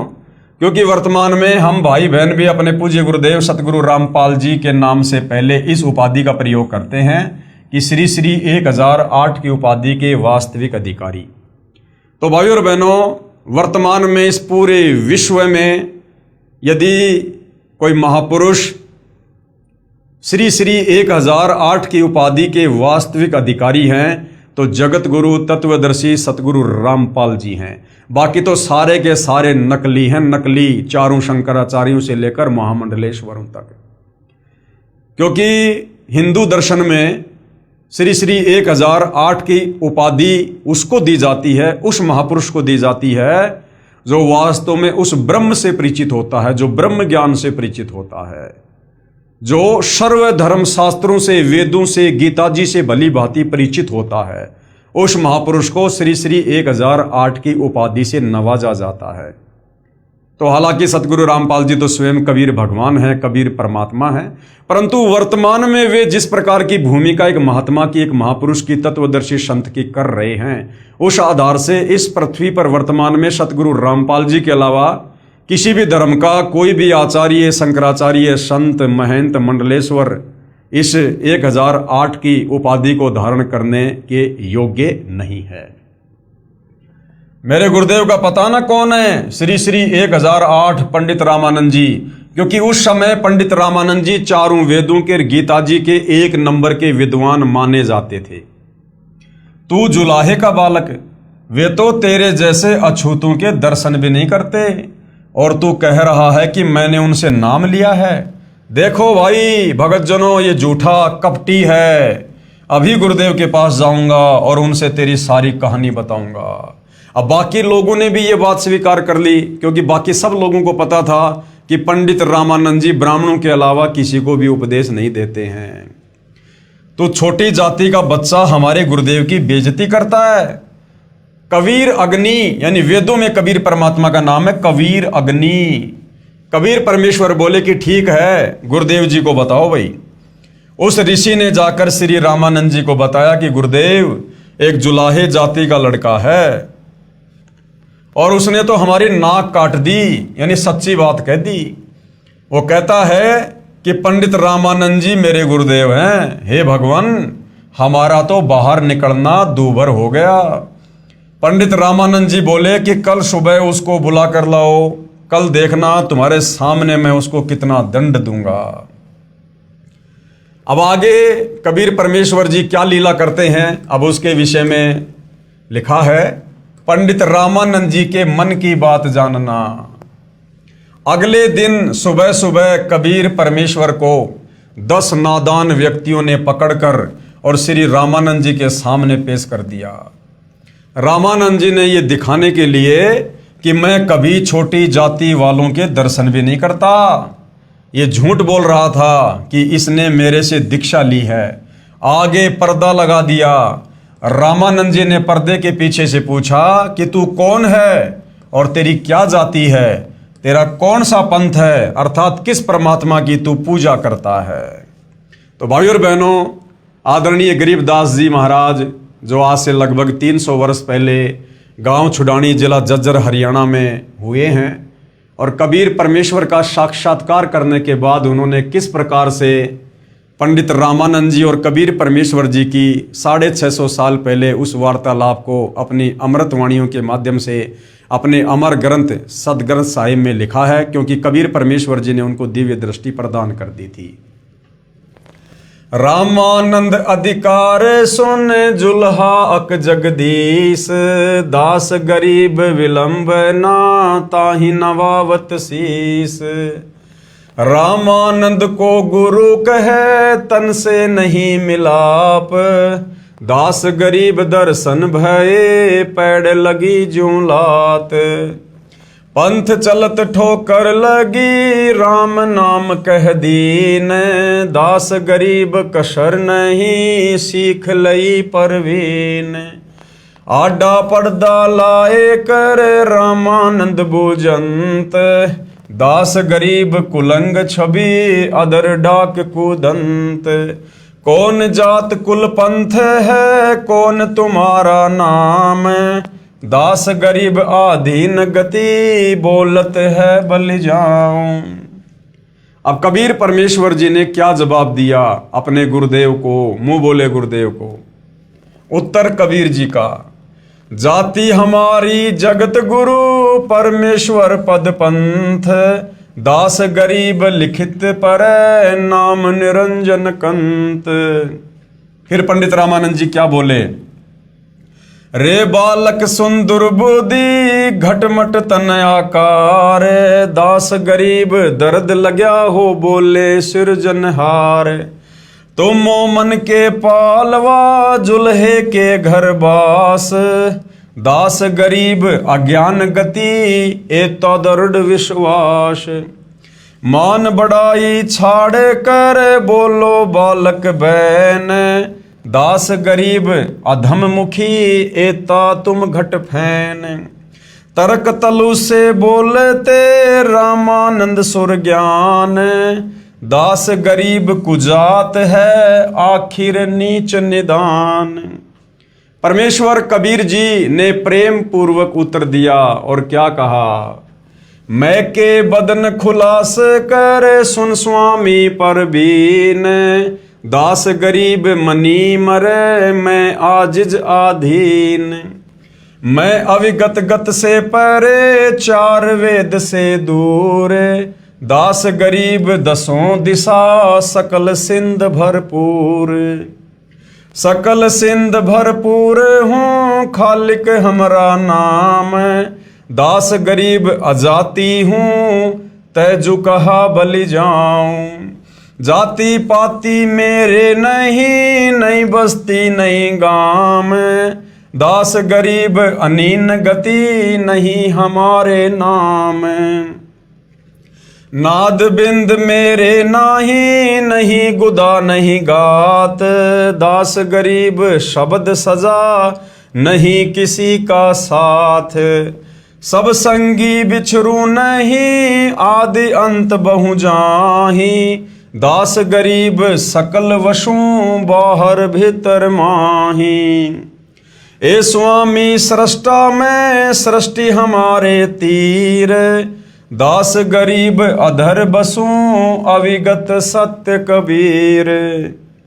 पोमी धरनी आकाश में मैं व्यापक सब ठोर, दास गरीब न दूसरा हम समतुल नहीं और। हम दासन के दास हैं करता पुरुष करीम, दास गरीब अवधूत हम ब्रह्मचारी सीम। सुन रामानंद राम हम मैं बावन नरसिंह, दास गरीब कली कली हम ही से कृष्ण अभंग। हम ही से इंद्र कुबेर है ब्रह्मा विष्णु महेश, दास गरीब धर्म ध्वजा धरणी रसातल शेष। सुन स्वामी सतभाख हूँ झूठ न हमरे रिंच, दास गरीब हम रूप बिना और शकल पर पंच। गोता मारूं स्वर्ग में फिर बैठूं पाताल, दास गरीब ढूंढत फिरूं हीरे माणक लाल। इस दरिया कंकर बहुत लाल कहीं कहीं ठावे, गरीब दास माणिक चुगे हम मुरजीवा नाव। मुरजीवा माणिक चुगे कंकर पत्थर डारी, दास गरीब डोरी अगम उतरो शब्द आधार। अब क्या अनुवाद किया है परमात्मा जी ने, क्या क्या वार्ता हुई। यदि मेरी जाति पूछ रहे हो तो मैं जगत गुरु हूं। पंडित रामानुजन ने पूछा, रे बालक तेरी क्या जाति है, तेरा क्या पंथ है, तू कौन भगवान की पूजा करता है। तो कबीर परमेश्वर जी ने जिस प्रकार एक योग्य शिष्य और कितनी आधीनी से अपने गुरुदेव के आगे खड़ा होकर वार्तालाप करता है, उसको दर्शाया है। यदि मेरी जाति पूछ रहे हो तो मैं जगत गुरु हूं। अब 5 वर्ष की लीला में आयु में कबीर परमात्मा कह रहे हैं कि मैं जगत गुरु हूं, सारे संसार को ज्ञान देने वाला। वेदों में लिखा है कि जगत गुरु यानी सारी सृष्टि को ज्ञान प्रदान करने वाले कबीर प्रभु हैं। जगत गुरु कौन है? स्वयं कबीर परमात्मा। तो वर्तमान में धरती पर जगत गुरु की वास्तव में सत्य भूमिका कौन कर रहे हैं? सतगुरु रामपाल जी। और जगत गुरु कौन हो सकते हैं? जगत गुरु सारी सृष्टि को ज्ञान प्रदान करने वाले कबीर प्रभु। और परमात्मा ने कहा कि मेरा पंथ क्या है, किस परमेश्वर का मैं मार्गदर्शन करता हूं। इसके उत्तर में कबीर जी ने कहा, मेरा परमेश्वर पंथ है। मेरा पंथ क्या है? परमेश्वर, यानी पूर्ण ब्रह्म की जानकारी मैं उपलब्ध करवाता हूं। ईश, ईश्वर और परमेश्वर। ईश कहते हैं इस ब्रह्म को, काल को, और ईश्वर कहते हैं इस अक्षर पुरुष को, पर ब्रह्म को, और परमेश्वर हैं कबीर परमात्मा, परम अक्षर ब्रह्म। ईश, ईश्वर, परमेश्वर। दूसरे शब्दों में इनको ब्रह्म, परब्रह्म और पूर्ण ब्रह्म। और तीसरे शब्दों में क्षर पुरुष, अक्षर पुरुष और परम अक्षर पुरुष। मैं उस सर्वोच्च शक्ति, सुप्रीम पावर परमेश्वर का मार्गदर्शन करने आया हूं, कि मैं सतलोक की जानकारी देने आया हूं। मेरा परमेश्वर पंथ है। जो अनंत कोटि ब्रह्मांड के रचयिता और धारण पोषण करने वाले हैं। वेदों में जिसको कबीर देव, कबीर अग्नि आदि नामों से संबोधित किया है। ईश व क्षर पुरुष तो ब्रह्म को कहा जाता है। ईश या क्षर पुरुष ये किसको कहा जाता है? इस ब्रह्म को, इस काल को कहा जाता है, जो केवल 21 ब्रह्मांड का ही स्वामी है। फिर परब्रह्म व अक्षर पुरुष ये ईश्वर को कहा जाता है। ईश्वर, परब्रह्म व अक्षर पुरुष को ईश्वर कहा जाता है, जो 7 संग ब्रह्मांडों का स्वामी है। तथा परम अक्षर पुरुष को पूर्ण ब्रह्म व परमेश्वर कहा जाता है, जो असंख्य ब्रह्मांडों का स्वामी है, अर्थात कुल का मालिक है। और इसलिए कबीर जी ने श्री रामानंद जी से कहा कि मेरा पंथ परमेश्वर की प्राप्ति वाला है। गीता जी अध्याय 15 श्लोक नंबर 17 में लिखा है कि वास्तव में अविनाशी परमेश्वर तो कोई और ही है, और वही तीनों लोकों में प्रवेश करके सबका धारण पोषण करता है। कौन से तीनों लोकों में? ऊपर के जो लोक परमात्मा ने रचे थे 3 लोक, अजरो अविनाशी, अगम लोक, अलख लोक, शतलोक। उन लोकों में निवास करने वाली जितनी भी आत्माएं हैं, उन सब का पालन पोषण कबीर परमात्मा ही करते हैं। तो ऊपर के तीनों लोकों को एक लोक की संज्ञा दी गई है। उसके बाद परब्रह्म के 7 संग ब्रह्मांडों को एक लोक की संज्ञा दी गई है। फिर इस काल ब्रह्म के 21 ब्रह्मांडों को भी एक लोक की संज्ञा दी गई है। इस प्रकार ये 3 लोक हैं, काल के 21 ब्रह्मांड, अक्षर पुरुष के 7 संग ब्रह्मांड और ऊपर के लोक। तो इन सभी लोकों में प्रवेश करके सबका पालन पोषण, सबका धारण पोषण वो कबीर परमात्मा ही करता है। और वही अविनाशी परमात्मा परमेश्वर इस नाम से जाना जाता है। वह परमेश्वर मैं ही हूं। अब पंडित रामानंद जी को कहा परमात्मा ने कि पंडित जी वो परमात्मा मैं ही हूं, जो तीनों लोकों में प्रवेश करके सबका धारण पोषण करता है। इस बात को सुनकर पंडित रामानंद जी बहुत क्षुब्ध हो गए, नाराज हो गए कि ये 5 साल का धानक का लड़का और अपने आप को ये परमेश्वर कह रहा है। तथा कहा कि रे निकम्मे, तू छोटी जाति का और छोटा मुंह बड़ी बात है, तू अपने आप को भगवान कह रहा है, तू भगवान बन बैठा। बुरी गालियां भी दी। कबीर साहिब बोले, हे गुरुदेव आप मेरे गुरुजी हैं, आप मुझे गाली दे रहे हो तो भी मुझे आनंद आ रहा है। गुरु हमेशा शब्द की चोट मारता है, शब्द की चोट। क्योंकि कबीर परमात्मा जी लीला लीला में पंडित रामानंद जी को अपना गुरु धारण कर चुके थे, लेकिन पंडित रामानंद जी इस बात से बेखबर थे। इसलिए कबीर परमात्मा जी एक आधीन शिष्य बनकर कहने लगे कि हे गुरुदेव, आप मेरे गुरु हैं, आप मुझे गालियां दे रहे हो तो भी मुझे आनंद ही आ रहा है, लेकिन मैं जो आपको कह रहा हूं, मैं ज्यों का त्यों पूर्ण ब्रह्म ही हूं, इसमें कोई संशय नहीं है। इस बात को सुनकर रामानंद जी ने कहा कि ठहर जा, तेरी तो लंबी कहानी बनेगी, तू ऐसे नहीं मानेगा, मैं पहले अपनी पूजा कर लेता हूं। रामानंद जी ने कहा कि इसको बैठाओ, मैं पहले अपनी कुछ क्रिया रहती है वो कर लेता हूं, बाद में इससे निपटूंगा। अब पंडित रामानंद जी क्या क्रिया करते थे? भगवान विष्णु जी की एक काल्पनिक मूर्ति बनाते थे, अपने मन में काल्पनिक मूर्ति बनाते थे, मानसिक पूजा करते थे। वैसे मूर्ति पूजा नहीं करते थे, वो सामने मूर्ति या फोटो रखकर सामने मूर्ति दिखाई देने लग जाती थी, मन में सोचते थे। जैसे कर्मकांड करते हैं, भगवान की मूर्ति के पहले वाले सारे कपड़े उतार कर उसको जल से स्नान करवा कर फिर स्वच्छ कपड़े भगवान ठाकुर को पहनाकर गले में माला डालकर तिलक लगाकर मुकुट रख देते हैं।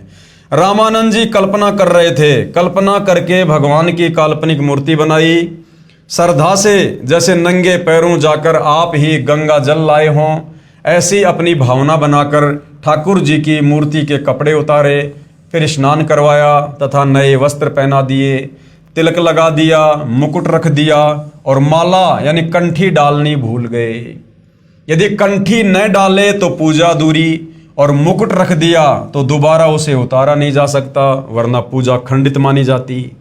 यदि उसी दिन मुकुट उतार दें तो पूजा खंडित मानी जाती है।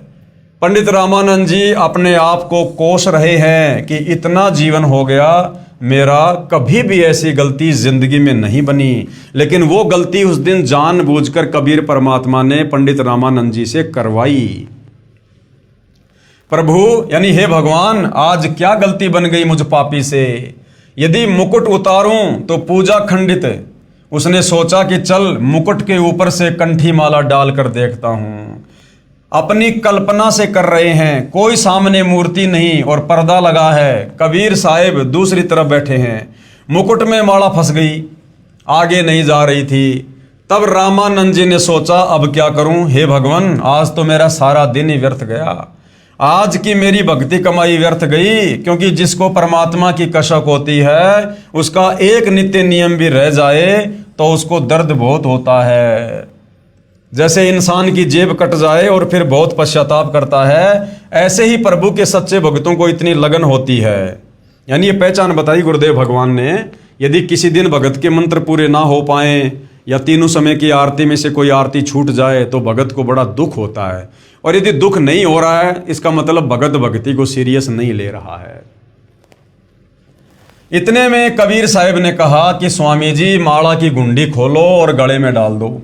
अब बीच में पर्दा लगा हुआ है, सामने कोई मूर्ति नहीं है। पंडित जी मन में खाली कल्पना कर रहे थे, और 5 वर्ष की लीला में आयु में कबीर परमात्मा बाहर खड़े होकर कह रहे हैं कि पंडित जी चिंता मत करो, आप ऐसा करो, ये जो माला मुकुट में अटक गई है ना, आप इसकी पीछे से गांठ खोलो और गांठ खोल के फिर ठाकुर जी के गले में डाल दो। आपको मुकुट भी नहीं उतारना पड़ेगा और आपकी पूजा भी खंडित नहीं होगी।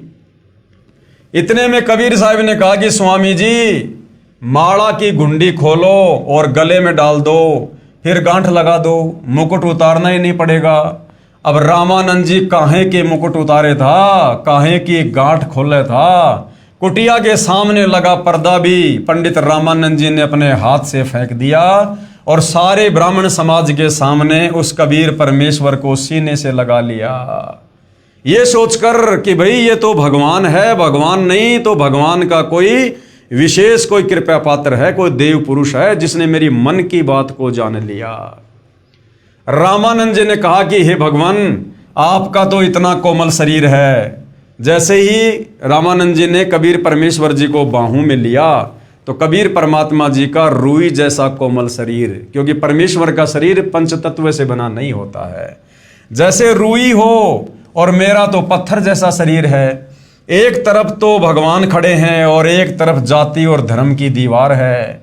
प्रभु चाहने वाली पुण्यात्माएं धर्म की बनावटी दीवार को तोड़ना उत्तम समझती हैं। वैसा ही पंडित रामानंद जी ने किया। सामने पूर्ण परमात्मा को पाकर ना जाति देखी, ना धर्म देखा, न छुआछात, केवल आत्म कल्याण देखा। इसको वास्तव में ब्राह्मण कहते हैं, पंडित कहते हैं, ज्ञानी कहते हैं।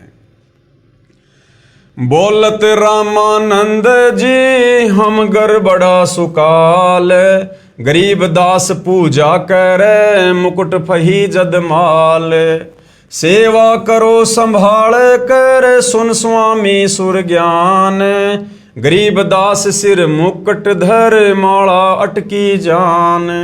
स्वामी घुंडी खोल कर फिर माला गड़ डार, गरीब दास इस भजन को जानत है करतार।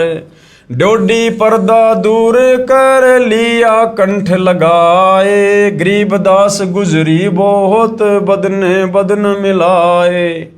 गरीबदास जी कह रहे हैं जिस समय पंडित रामानंद जी ने कबीर परमात्मा को जो दानक के घर में जुलाई की भूमिका कर रहे थे, उस समय छुआछात अपने चरम पर थी। पंडित लोग इन जुलाहों को छुआ भी नहीं करते थे और अपने सर्व शिष्यों के सामने और हजारों की संख्या में लोगों के सामने जब पंडित रामानंद जी ने कबीर परमात्मा को सीने से लगाया, अपनी बाहों में भर लिया, तो उस समय उनके ऊपर बीत तो बहुत बुरी रही थी कि समाज क्या कहेगा कि पंडित रामानंद जी जो अछूतों को छुआ भी नहीं करते थे और आज इस दानक के बेटे को अपनी बाहों में भर रहे हैं।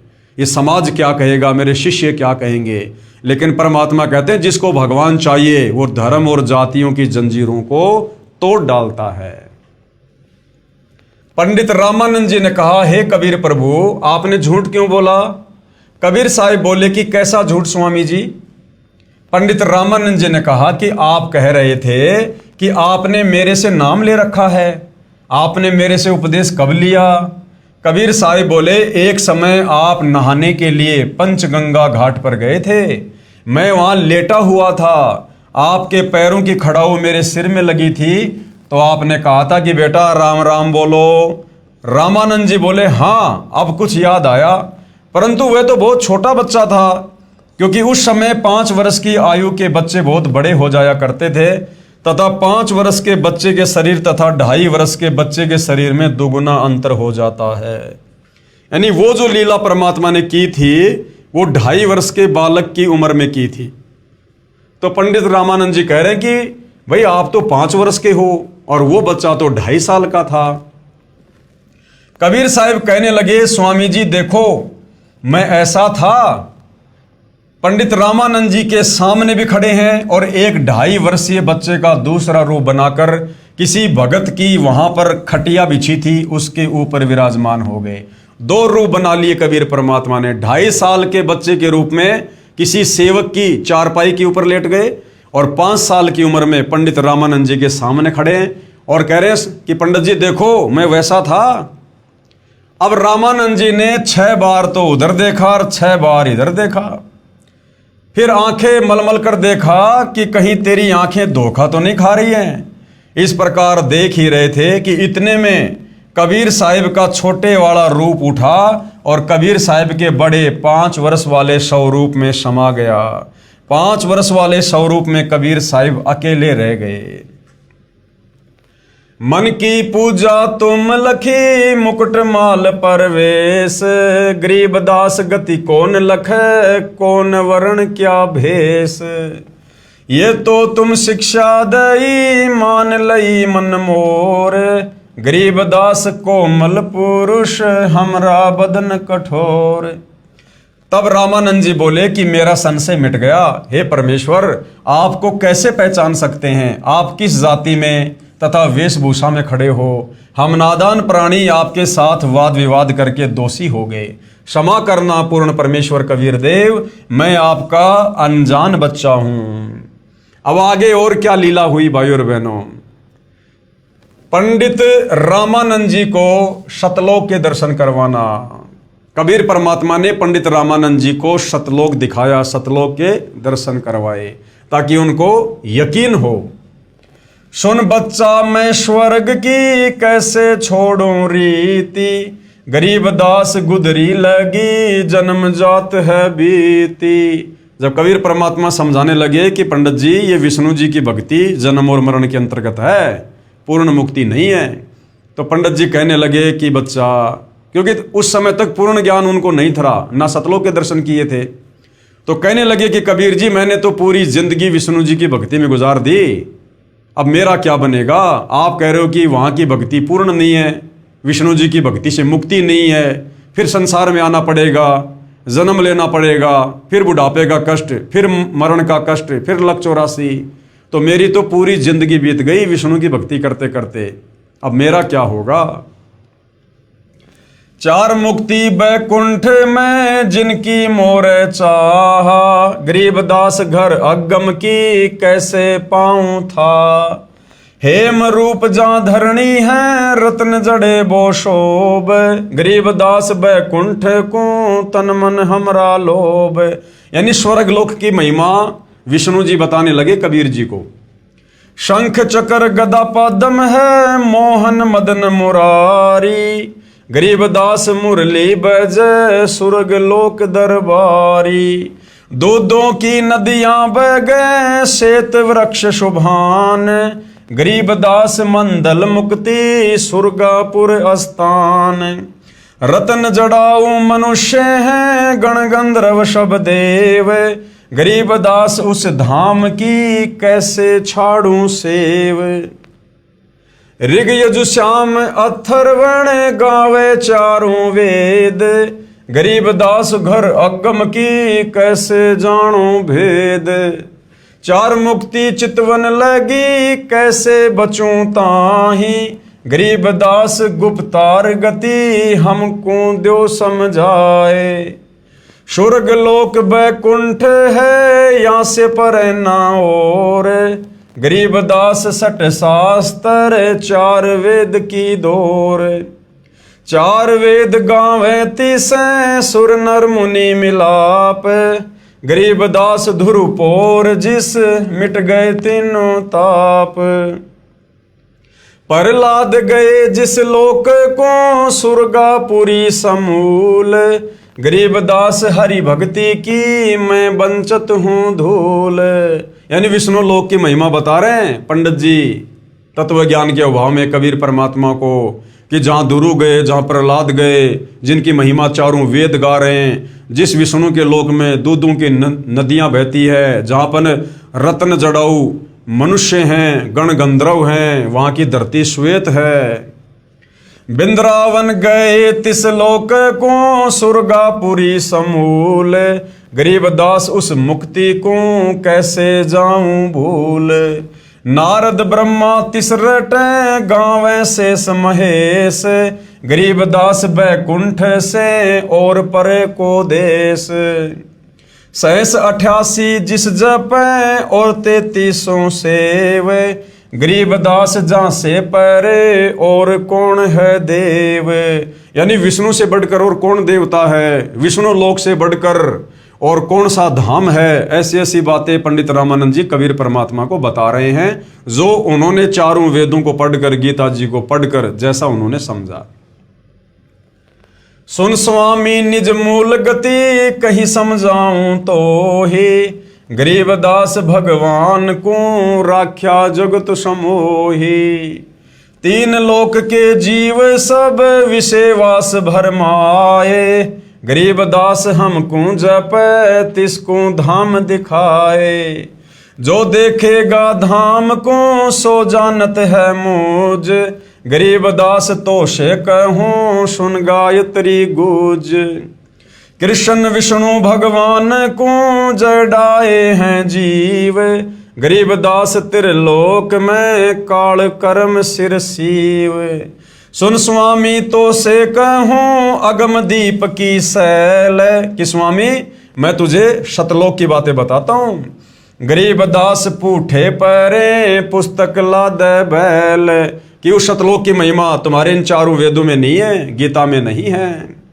पोहमी धरणी आकाश थंब चलसी चद्दर सूर, गरीबदास रज बीरज की कहाँ रहेगी धूर। तारायण त्रिलोक सब चलसी इंद्र कुबेर, गरीबदास सब जात है सुर्ग पाताल सुमेर। कि ये तो एक दिन सब नष्ट होगा, सारे लोक नष्ट होंगे ये। चार मुक्ति बैकुंठ बट फना हुआ कई बार, गरीबदास अल्प रूप मग क्या जाने संसार। कहो स्वामी कित रहोगे चौथा भुवन बिहंड, गरीबदास बीजक कहा चलत प्राण और पिंड। सुन स्वामी एक शक्ति है अर्धंगी ओंकार, गरीबदास बीजक तहाँ अनंत लोक सिंहार। जैसे का तैसा रहे परलोफना प्राण, गरीबदास उस शक्ति को बार बार कुर्बान। कोटि इंद्र ब्रह्मा जहाँ कोटि कृष्ण कैलाश, गरीबदास शिव कोटि है करो कौन की आश। कोटि विष्णु जहाँ बसत हैं उस शक्ति के धाम, गरीबदास गुल बोहत हैं अलफ बसत निहकाम। शिव शक्ति जासे हुए अनंत कोटि अवतार, गरीबदास उस अलफ को लख सोहो करतार। अलफ हमारा रूप है दम दे ही नहीं दंत, गरीबदास गुल से पर चलना है बिन पंथ। बिना पंथ उस कंत के धाम चलन है मोर, गरीबदास गति ना किसी शंख सुरग पर डोर। शंख सुरग पर हम बसें सुन स्वामी या सैन, गरीबदास हम अल्लफ हैं यो गुल फोकट फैन। जोते कैया सो में लैया बिन देखे नहीं धीज, गरीबदास स्वामी कहे कहाँ अलफ वो बीज। अब पंडित रामानंद जी कहने लगे कि आप जो शतलोक की महिमा बता रहे हो, जो विष्णु लोक से भी करोड़ों गुना ज्यादा सुंदर है, अजरो अमर है, कहते उसको देखे बिना मुझे कैसे विश्वास हो। जो तय कैया सो में लैया, जो आपने बताया मैंने सुन लिया, बिन देखे नहीं धीज, बिना देखे मुझे शांति नहीं हो सकती। अनंत कोटि ब्रह्मांड फण अनंत कोटि उद्गार, गरीबदास स्वामी कहें कहाँ अलफ दीदार। हम बेहद कहीं ना कहीं थरपी ठोर, गरीबदास निज ब्रह्म की कौन धाम वह पोर। चल स्वामी सर पर चले गंग तीर सुन ज्ञान, गरीबदास बैकुंठ बट कोटि कोटि घट ध्यान। तहाँ कोटि बैकुंठ है नक सरवर संगीत, गरीबदास स्वामी सुने जात अनंत जुग बीत। प्राण पिंडपुर में धसों गए रामानंद कोटि, गरीबदास सर सुरग में रहो शब्द की ओट। ता वहाँ चित चक्रित भया देखी फजल दरबार, गरीबदास सिजदा किया हम पाए दीदार। अब शतलोक के दर्शन करके पंडित रामानंद जी के तो होश उड़ गए। तहाँ वहाँ चित चक्रित भया, दिमाग चकरा गया उनका तो शतलोक की वो महिमा देखकर, शतलोक के नज़ारे देखकर, वहाँ पर परमात्मा को बैठा हुआ देखकर, जब उन्होंने परमात्मा का वहाँ पर दीदार किया, दर्शन किए। तुम स्वामी मैं बाल बुद्धि भरम कर्म किए नाश, गरीबदास निज ब्रह्म तुम हमरे दृढ़ विश्वास। और कहा कि स्वामी तो वास्तव में आप हो, मैं तो बाल बुद्धि हूं, मेरे सारे कर्म भरम आपने नष्ट कर दिए अध्यात्म को लेकर। सुन बे सुन से तुम परे उर से हमरे तीर, गरीबदास सरभंग में अविगत पुरुष कबीर।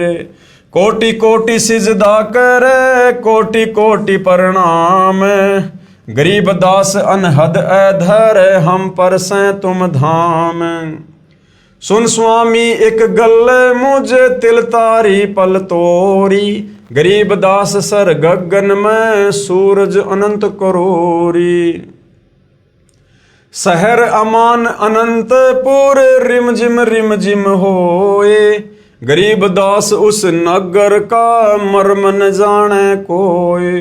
सुन स्वामी कैसे लखो कह समझाऊं तो ही, गरीब दास बिन पर उड़े तन मन शीस न होए। रवनपुरी एक चक्कर है तहां धंजे बाए, गरीब दास जीते जन्म या कूले तो समाए। आसन पद्म लगाए कर भिरंगनाद को खींच, गरीब दास अचवन कर देवदत्त को ऐंच। काली उनकूली ने रंग जाके दो फुन धार, गरीब दास कूरम्ब सिर तास करे उद्गार। जिसमें लाल गुलाल रंग तीनी गिर है नभ पेच, गरीब दास व नागनी को होने न देव रेच। कुंभक रेचक सब कर उन करत उद्गार, गरीब दास उस नागनी को जीते कोई खिलार। कुंभ भरे रेचक भरे फिर टूटत है पौन, गरीब दास गगन मंडल नहीं होत है रोन। आगे घाटी बंद है इंगला पिंगला दोए, गरीब दास सुषमन खूले तास मिलावा होए। ज्यों का त्यों ही बैठे रहो तज आसन सब जोग, गरीब दास पल बीच पद सर्व शैल सब भोग। कोटि कोटि बैकुंठ है कोटि कोटि शिव शेष, गरीब दास उस धाम में ब्रह्मा कोटि नरेश। आवादान अमानपुर चली स्वामी ता चाल, गरीब दास पर लो अनंत बोहरी न झंपे काल। अमर चीर तहाँ पहरी है अमर हंस सुख धाम, गरीब दास भोजन अजर चल स्वामी निज धाम। बोलत रामानंद जी सुन कबीर करतार, गरीब दास सब रूप में तुम ही बोलनहार। तुम साहिब तुम संत हो तुम सतगुरु तुम हंस, गरीब दास तुम रूप बिन और न दूजा अंश। अब पंडित रामानंद जी क्या कह रहे हैं कि हे परमात्मा जी, अब मेरी सब समझ में आ गया सतलोक देखने के बाद। तुम साहिब परमात्मा भी तुम ही हो, और संत यानी एक भगत की भूमिका भी तुम ही करते हो जो वर्तमान में कर रहे हो, और सतगुरु भी तुम ही हो, और एक अच्छे हंस एक अच्छे भगत की भूमिका भी तुम ही करते हो। गरीब दास तुम रूप बिन और न दूजा अंश। तो भाई और बहनों, वर्तमान में जो जगत गुरु तत्वदर्शी की भूमिका इस सृष्टि में इस पृथ्वी पर जो महापुरुष निभा रहे हैं सतगुरु रामपाल जी, ये स्वयं साहिब हैं, परमात्मा हैं। मैं भगता मुक्ता भया किया कर्म कुंद नाश, गरीब दास अविगत मिले मेटी मन की बांश। दोहूं ठोर है एक तू भया एक से दोए, गरीब दास हम कारणे उतरे हैं मगजोए। गोष्ठी रामानंद से काशी नगर मंझारे, गरीब दास जिंद पीर के हम पाए दीदार। बोले रामानंद जी सुनो कबीर सुभान, गरीब दास मुक्ता भये उदरे पिंड और प्राण। अब इन वाणियों का संक्षेप में गुरुदेव भगवान ने सरलार्थ किया है। कबीर साहिब यानी कबीर देव ने स्वामी रामानंद जी से पूछा कि स्वामी जी आप क्या पूजा करते हो? तो पंडित रामानंद जी ने कहा कि मैं वेदों व गीता जी के अनुसार साधना करता हूं। कबीर साहब ने पूछा कि वेदों व गीता के आधार से साधना करके किस लोक में जाओगे? तो पंडित रामानंद जी ने कहा स्वर्ग में जाऊंगा। कबीर परमेश्वर ने पूछा स्वर्ग में क्या करोगे दाता? तो पंडित रामानंद जी ने कहा कि वहां पर बहुत प्यारे भगवान विष्णु जी हैं, उनके दर्शन किया करूंगा, और वहां पर दूधों की नदी है, वहां कोई चिंता नहीं है, कोई फिक्र नहीं है, मैं वहां आनंद से रहूंगा। कबीर परमेश्वर ने पूछा कि स्वामी जी कितने दिन रहोगे स्वर्ग में? विद्वान पुरुष थे पंडित जी, उनको ज्ञान था, 2 ही मिनट में समझ गए। स्वामी जी बोले मेरी जितनी भक्ति की कमाई होगी तब तक रहूंगा भाई। कबीर साहब ने पूछा फिर कहाँ जाओगे? रामानंद जी ने कहा ना जाने कर्म आधार पर कहाँ तथा किस योनि में जन्म होगा, यानी गधा भी बनूंगा, कुत्ता भी बनूंगा, नरक में भी जाऊंगा। कबीर साहिब ने कहा ये क्या साधना? ये क्या भक्ति हुई फिर आपकी? आज आप भक्ति में जी जान लगा रहे हो और उसके बाद कह रहे हो कि मैं लक 84 में जाऊंगा, गधा कुत्ता भी बनूंगा। तो क्या साधना कर रहे हो फिर आप? कबीर साहब ने कहा कि ये क्या साधना? तो स्वामी जी आपने असंख्यों बार की है, ऐसी साधना तो आपने असंख्यों बार की है। कबीर साहब ने कहा कि ये साधना तो स्वामी जी आपने असंख्यों बार की है, इससे जीव मुक्त नहीं हो सकता। आप श्री विष्णु जी की साधना करके स्वर्गलोक में जाना चाहते हो। जो साधक ब्रह्म साधना करके, यानी विष्णु जी की साधना से ऊपर है ब्रह्म साधना, काल की साधना, ओम नाम का जो जाप होता है, जो भगत ब्रह्म साधना करके ब्रह्म लोक में जाते हैं वे भी जन्म मृत्यु के चक्कर में रहते हैं, क्योंकि एक दिन महास्वर्ग जो ब्रह्म लोक में बना है वो भी नष्ट हो जाएगा। गीता जी के 8वें अध्याय का 16वां श्लोक बताता है, पंडित रामानंद जी तो विद्वान पुरुष थे, उनको तो श्लोक उंगलियों पर याद थे। पंडित रामानंद जी ने कहा आप ठीक कहते हो, ऐसा ही लिखा है। कबीर साहिब ने कहा बताओ जी फिर कहाँ रहोगे? न आपके श्री कृष्ण मुरारी ही रहेंगे, ये ब्रह्मलोक विष्णु लोक आदि के सर्व प्राणी तथा श्री विष्णु जी आदि तीनों देवता भी नष्ट होंगे, फिर आप कहाँ रहोगे गुरुदेव? फिर रामानंद जी विचार करने पर विवश हो गए। परमेश्वर कबीर साहिब जी ने पूछा स्वामी जी गीता जी का ज्ञान किसने बोला? पंडित रामानंद जी ने उत्तर दिया कि श्री कृष्ण जी ने। परमेश्वर कबीर साहिब जी ने कहा स्वामी जी संक्षिप्त महाभारत द्वितीय खंड पेज नंबर 1531 पुराने वाला तथा 667 नए वाला, उसमें लिखा है कि श्री कृष्ण जी तो कह रहे हैं कि अर्जुन मुझे अब वह गीता वाला ज्ञान याद नहीं है, मैं दोबारा वही ज्ञान नहीं सुना सकता। परमेश्वर कबीर साहिब जी ने सर्व प्रमाण बताए। गीता अध्याय 8 श्लोक 13 में गीता ज्ञानदाता ब्रह्म, ये काल ब्रह्मा विष्णु महेश का पिता दुर्गा का पति क्या कह रहा है? ओम इति एकाक्षरम ब्रह्म व्यवहारण माम अनुशमरण ये परियाति तजन देहम स याति परमाम गतम। ये ब्रह्म गीता बोलने वाला ब्रह्मा विष्णु महेश का पिता दुर्गा का पति, ये काल ब्रह्म ज्योति निरंजन, ये गीता अध्याय 8 श्लोक 13 में गीता का ज्ञान देते समय क्या कह रहा है कि भाई अर्जुन मेरा तो एक ओम नाम का मंत्र है।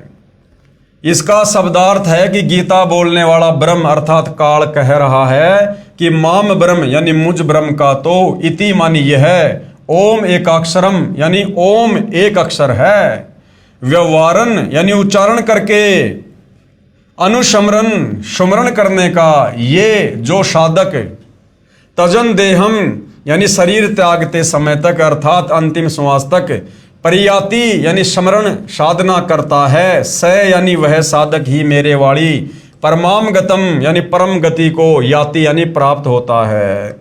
और इस काल की परम गति क्या है? ब्रह्मलोक।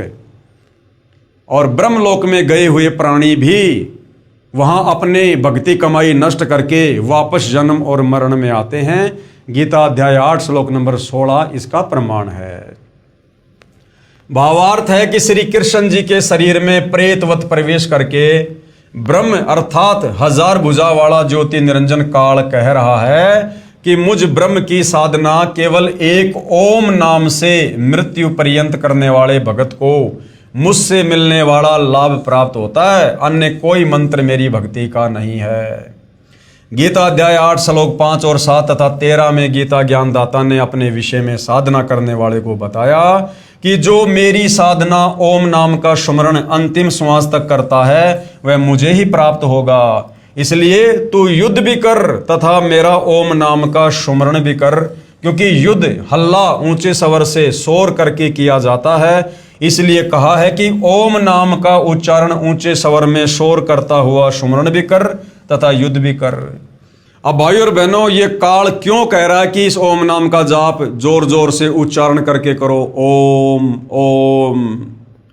क्योंकि भाई और बहनों, किसी भी मंत्र का मौखिक जाप करना और मानसिक जाप करना, उन दोनों की कमाई में रात और दिन का अंतर होता है। ओम नाम का यदि आप मुंह से बोलकर शोर करके जाप करोगे ओम ओम, तो गुरुदेव ने बताया उसका केवल एक ही लाभ मिलेगा, एक मंत्र का एक ही लाभ मिलेगा। और जब हम तत्वदर्शी संत की शरण में आकर उनके बताए अनुसार विधिवत जब उस ओम मंत्र का मानसिक जाप करेंगे, मन ही मन में जाप करेंगे, तो उससे 1000 गुना ज्यादा लाभ मिलेगा, 1000 गुना ज्यादा। लेकिन ये काल नहीं चाहता कि किसी की भक्ति कमाई इतनी बन जाए कि जो कोई 1000 युगों तक लंबे समय तक ब्रह्मलोक में रहे। अगर वो इतने लंबे समय तक वहां पड़ा रहेगा तो फिर दोबारा मनुष्य जन्म प्राप्त कैसे करेगा, और दोबारा जल्दी मनुष्य जन्म प्राप्त नहीं करेगा तो फिर काल फिर किसके सूक्ष्म शरीर से वासना निकाल के खाएगा। फिर गीता अध्याय 8 श्लोक 6 में कहा है कि ये विधान है कि जो जिस प्रभु का अंत समय में स्मरण करता हुआ शरीर त्यागता है वह उसी को प्राप्त होता है। गीता ज्ञानदाता प्रभु गीता अध्याय 8 श्लोक 8 से 10 तक तीनों श्लोकों में ब्रह्म से अन्य पूर्ण परमात्मा परम दिव्य पुरुष परमेश्वर अर्थात पूर्ण ब्रह्म के विषय में कह रहा है कि यदि कोई उसकी साधना करता हुआ शरीर त्यागता है तो उसी पूर्ण परमात्मा परमेश्वर को ही प्राप्त करता है। यानी गीता ज्ञानदाता दुर्गा का पति ब्रह्मा विष्णु महेश का पिता काल ब्रह्म गीता अध्याय 8 श्लोक 8 से 10 में अपने से अन्य उस पूर्ण परमात्मा की भक्ति करने का विधान भी बता रहा है कि जो उस पूर्ण परमात्मा की भक्ति करेगा अंतिम समय में शरीर छोड़ते समय तक उसी पूर्ण परमात्मा के लोक में जाएगा। और उस पूर्ण परमात्मा की भक्ति बताने वाला भाई गीता अध्याय 4 श्लोक नंबर 34 में बता दिया कि अर्जुन किसी तत्वदर्शी संत की खोज कर, वो तत्वदर्शी महात्मा तुझे परमेश्वर की भक्ति के बारे में बताएंगे, मुझे ज्ञान नहीं है। तो भाई और बहनों, वह तत्वदर्शी संत वर्तमान में धरती पर सतगुरु रामपाल जी हैं जिनके पास में पूर्ण ब्रह्म परमेश्वर की कंप्लीट जानकारी है, पूर्ण मुक्ति का मार्ग है। सतगुरु रामपाल जी ही जगत के तारणहार हैं, जगत के मुक्ति दाता हैं। उसी से पूर्ण मोक्ष तथा शतलोक प्राप्ति तथा परम शांति प्राप्त होगी, इसलिए उस परमेश्वर की शरण में जा। गीता अध्याय 18 श्लोक 62 और 66 तथा गीता अध्याय 15 श्लोक 4 मैं गीता ज्ञानदाता ब्रह्म भी इसी की शरण में हूं। पूरा हिंदू समाज जिस गीता का ज्ञान देने वाले को भगवान मानता है, परमात्मा मानता है, वो गीता का ज्ञान देने वाला खुद कह रहा है कि भैया परमात्मा तो कोई और है, जहां जाने के बाद फिर कोई कष्ट नहीं, कोई जन्म मरण नहीं। और खुद कह रहा है कि नादान दुनिया वालों, मेरी क्या भक्ति करते हो तुम, मेरा तो ओम नाम है, मैं ब्रह्म हूं, ब्रह्म लोक में रहता हूं, मेरी भक्ति करके फिर लक 84 में जाओगे, जन्म मरण में रहोगे, गधे कुत्ते बनोगे। और खुद कह रहा है कि मैं खुद उस परमपिता परमेश्वर की शरण में हूं, वो मेरा भी इष्ट देव है, तो उसी की भक्ति करनी चाहिए। गीता अध्याय 18 श्लोक 62-66 अध्याय 15 श्लोक 4 में गीता ज्ञानदाता ये ब्रह्मा विष्णु महेश का पिता दुर्गा का पति खुद कह रहा है कि मैं भी इसी की शरण हूं। रामानंद जी ने सभी प्रमाणों को आंखों देखकर दांतों तले उंगली दबाई, क्योंकि वो तो गीता जी को उंगलियों पर याद किए हुए थे, तथा सत्य को स्वीकार किया। कहा कि बच्चा, बात तो शास्त्रों की तू सही बता रहा है, जो सत्य है हमारे को किसी ने ऐसा ज्ञान ही नहीं दिया, हम क्या करें। कबीर साहिब ने बताया कि पवित्र गीता जी में ही लिखा है 8वें अध्याय का 8, 9 और 10 श्लोक तथा अध्याय नंबर 18 का श्लोक नंबर 62 पढ़ कर देखो। पवित्र गीता जी व पवित्र वेदों को बोलने वाला ब्रह्म ये काल श्री कृष्ण जी में प्रेत की भांति प्रवेश करके कह रहा है कि उस परमात्मा की शरण में जा अर्जुन, तेरा फिर मरण नहीं होगा। गीता का ज्ञान देने वाला भगवान जिसको हिंदू समाज अपना परमात्मा कहता है, वो तो खुद अर्जुन को कह रहा कि अर्जुन तू उस परमात्मा की शरण में जा, वहीं तेरा कल्याण होगा। उसके लिए अध्याय नंबर 4 का श्लोक नंबर 34 उन संतों को खोजो, अर्थात तत्वदर्शी संत की खोज करो जो उस परमात्मा के परम तत्व को जानने वाले हों। तो भाई वो तत्वदर्शी संत वर्तमान में धरती पर सतगुरु रामपाल जी हैं। विलंब इनसे उपदेश लेकर अपनी आत्मा के कल्याण की दिशा में आगे बढ़ो। उस तत्वदर्शी संत को यानी उनको दंड प्रणाम करो, विनम्र व निष्कपट भाव से उनका सत्कार करो।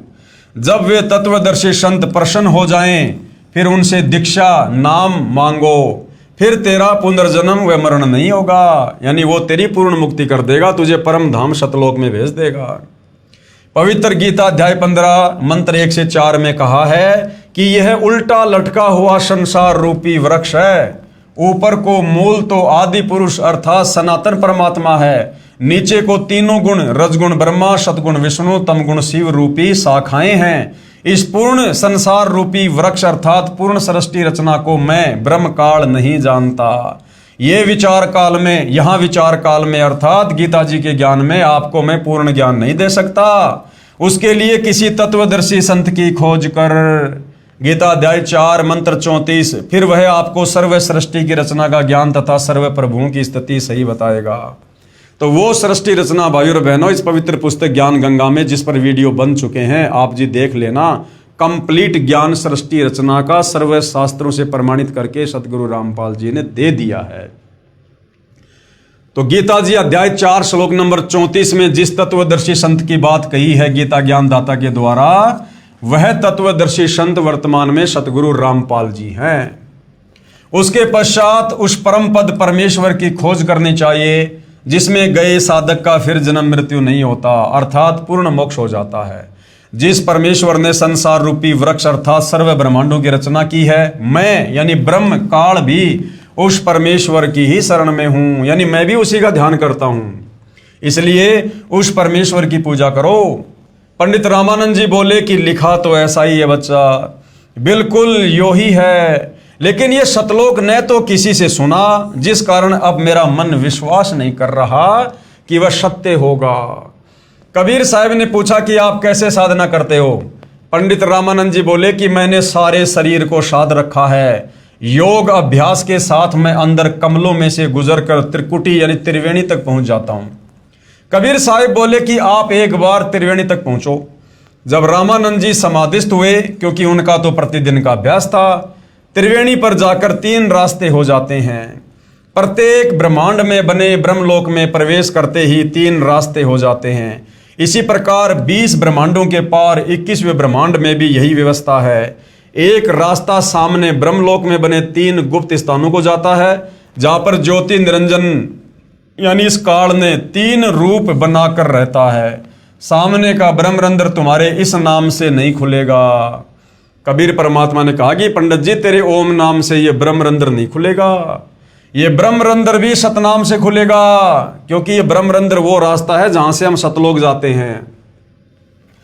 कबीर साहब ने श्वास के द्वारा अपना सतनाम उच्चारण किया, सामने का द्वार खुल गया। कबीर साहब ने कहा कि अब आपको काल भगवान दिखाता हूं।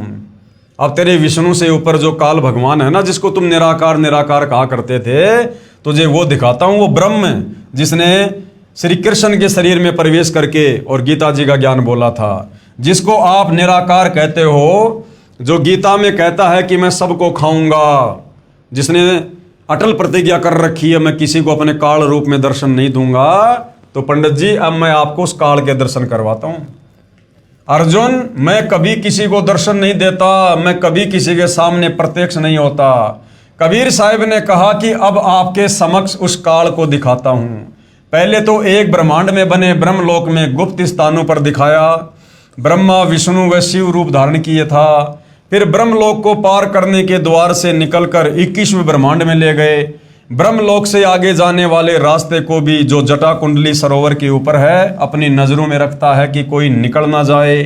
21 ब्रह्मांड का जो अंतिम लोक आता है वह काल ब्रह्म क्षर पुरुष का अपना स्थान है।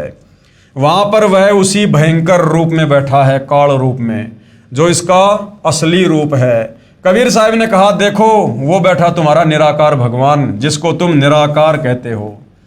क्योंकि योगियों ने वेदों के आधार पर ओम नाम से साधनाएं की, परमात्मा तो मिला नहीं, सिद्धियां आ गई, स्वर्ग चले गए, महास्वर्ग गए, फिर पशु बन गए। इसलिए प्रभु को सभी ने निराकार मान रखा है कि वह दिखाई नहीं देता।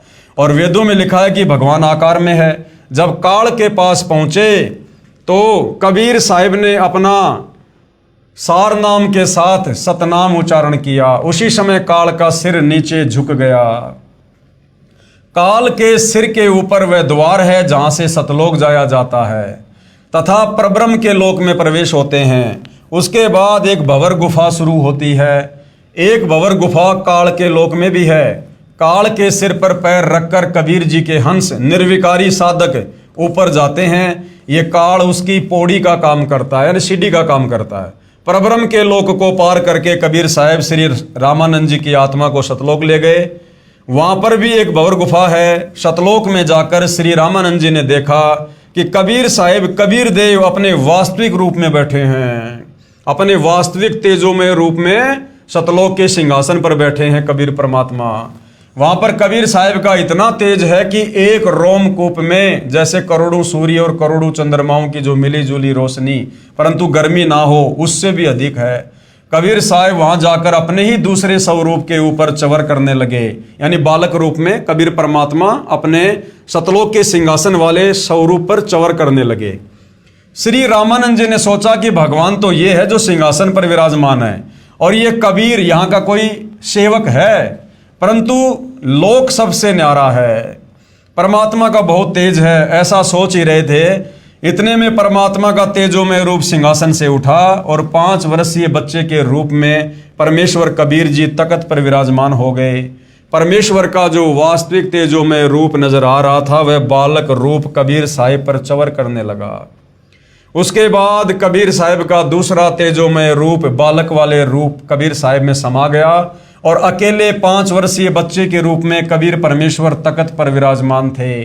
चवर ऑटोमेटिक चल रहा था। इतने में रामानंद जी की आत्मा को वापस शरीर में भेज दिया। उनकी समाधि टूटी, सामने देखा कबीर साहिब 5 वर्ष के बच्चे के शरीर में बैठे हैं। तब स्वामी रामानंद जी ने कहा, यानी सतलोक में इस अद्भुत लीला को देखकर परमात्मा को स्वयं असंख्य ब्रह्मांडों के सिंहासन पर बैठा हुआ देखकर फिर पंडित रामानंद जी ने क्या कहा, जिस वाणी को आदरणीय गरीबदास जी ने अपनी अमृत वाणी में लिखा है। ता वहां चित चक्रित भया देखी फजल दरबार, गरीबदास सिजदा किया हम पाए दीदार। सतलोक में असंख्य ब्रह्मांडों के सिंहासन पर 5 वर्षीय बालक को जो परमात्मा लीलामय आयु में 5 वर्ष की उम्र में लीला कर रहे थे, जब पंडित रामानंद जी ने सतलोक में सिंहासन पर बैठा हुआ देखा तेजोमय शरीर में, और जब वापस परमात्मा ने पंडित रामानंद जी की आत्मा को शरीर में भेजा और देखा कि सामने वही बालक खड़ा हुआ है, तो पंडित रामानंद जी क्या कह रहे हैं, तहाँ वहाँ चित चक्रित भैया, यानी सतलोक के वो नज़ारे देखकर, वो लोक देखकर, परमात्मा का तेजोमय रूप देखकर मेरी तो बुद्धि चक्रित हो गई। देख फजल दरबार, परमात्मा के दरबार को देखकर, और गरीबदास सिजदा किया। पंडित जी ने 5 वर्ष की लीलामय उम्र में कबीर परमेश्वर को सिजदा किया, दंडवत किया और कहा कि हम पाए दीदार, हमने तो सतलोक में आपके वास्तविक जो है रूप के दीदार कर लिए। तुम स्वामी मैं बाल बुद्धि भरम कर्म किए नाश, गरीबदास निज ब्रह्म तुम हमरे दृढ़ विश्वास, कि अब मुझे पक्का विश्वास हो गया आप ही परमात्मा हो। सुन बेसुन से तुम परे उर से हमरे तीर, गरीबदास सरभंग में अविगत पुरुष कबीर। कोटि कोटि सिजदा करे कोटि कोटि प्रणाम, गरीबदास अनहद अधर हम पर से तुम धाम। बोलत रामानंद जी सुन कबीर करतार, गरीबदास सब रूप में तुम ही बोलन हार। तुम साहिब तुम संत हो तुम सतगुरु तुम हंस, गरीबदास तुम रूप बिन और न दूजा अंश।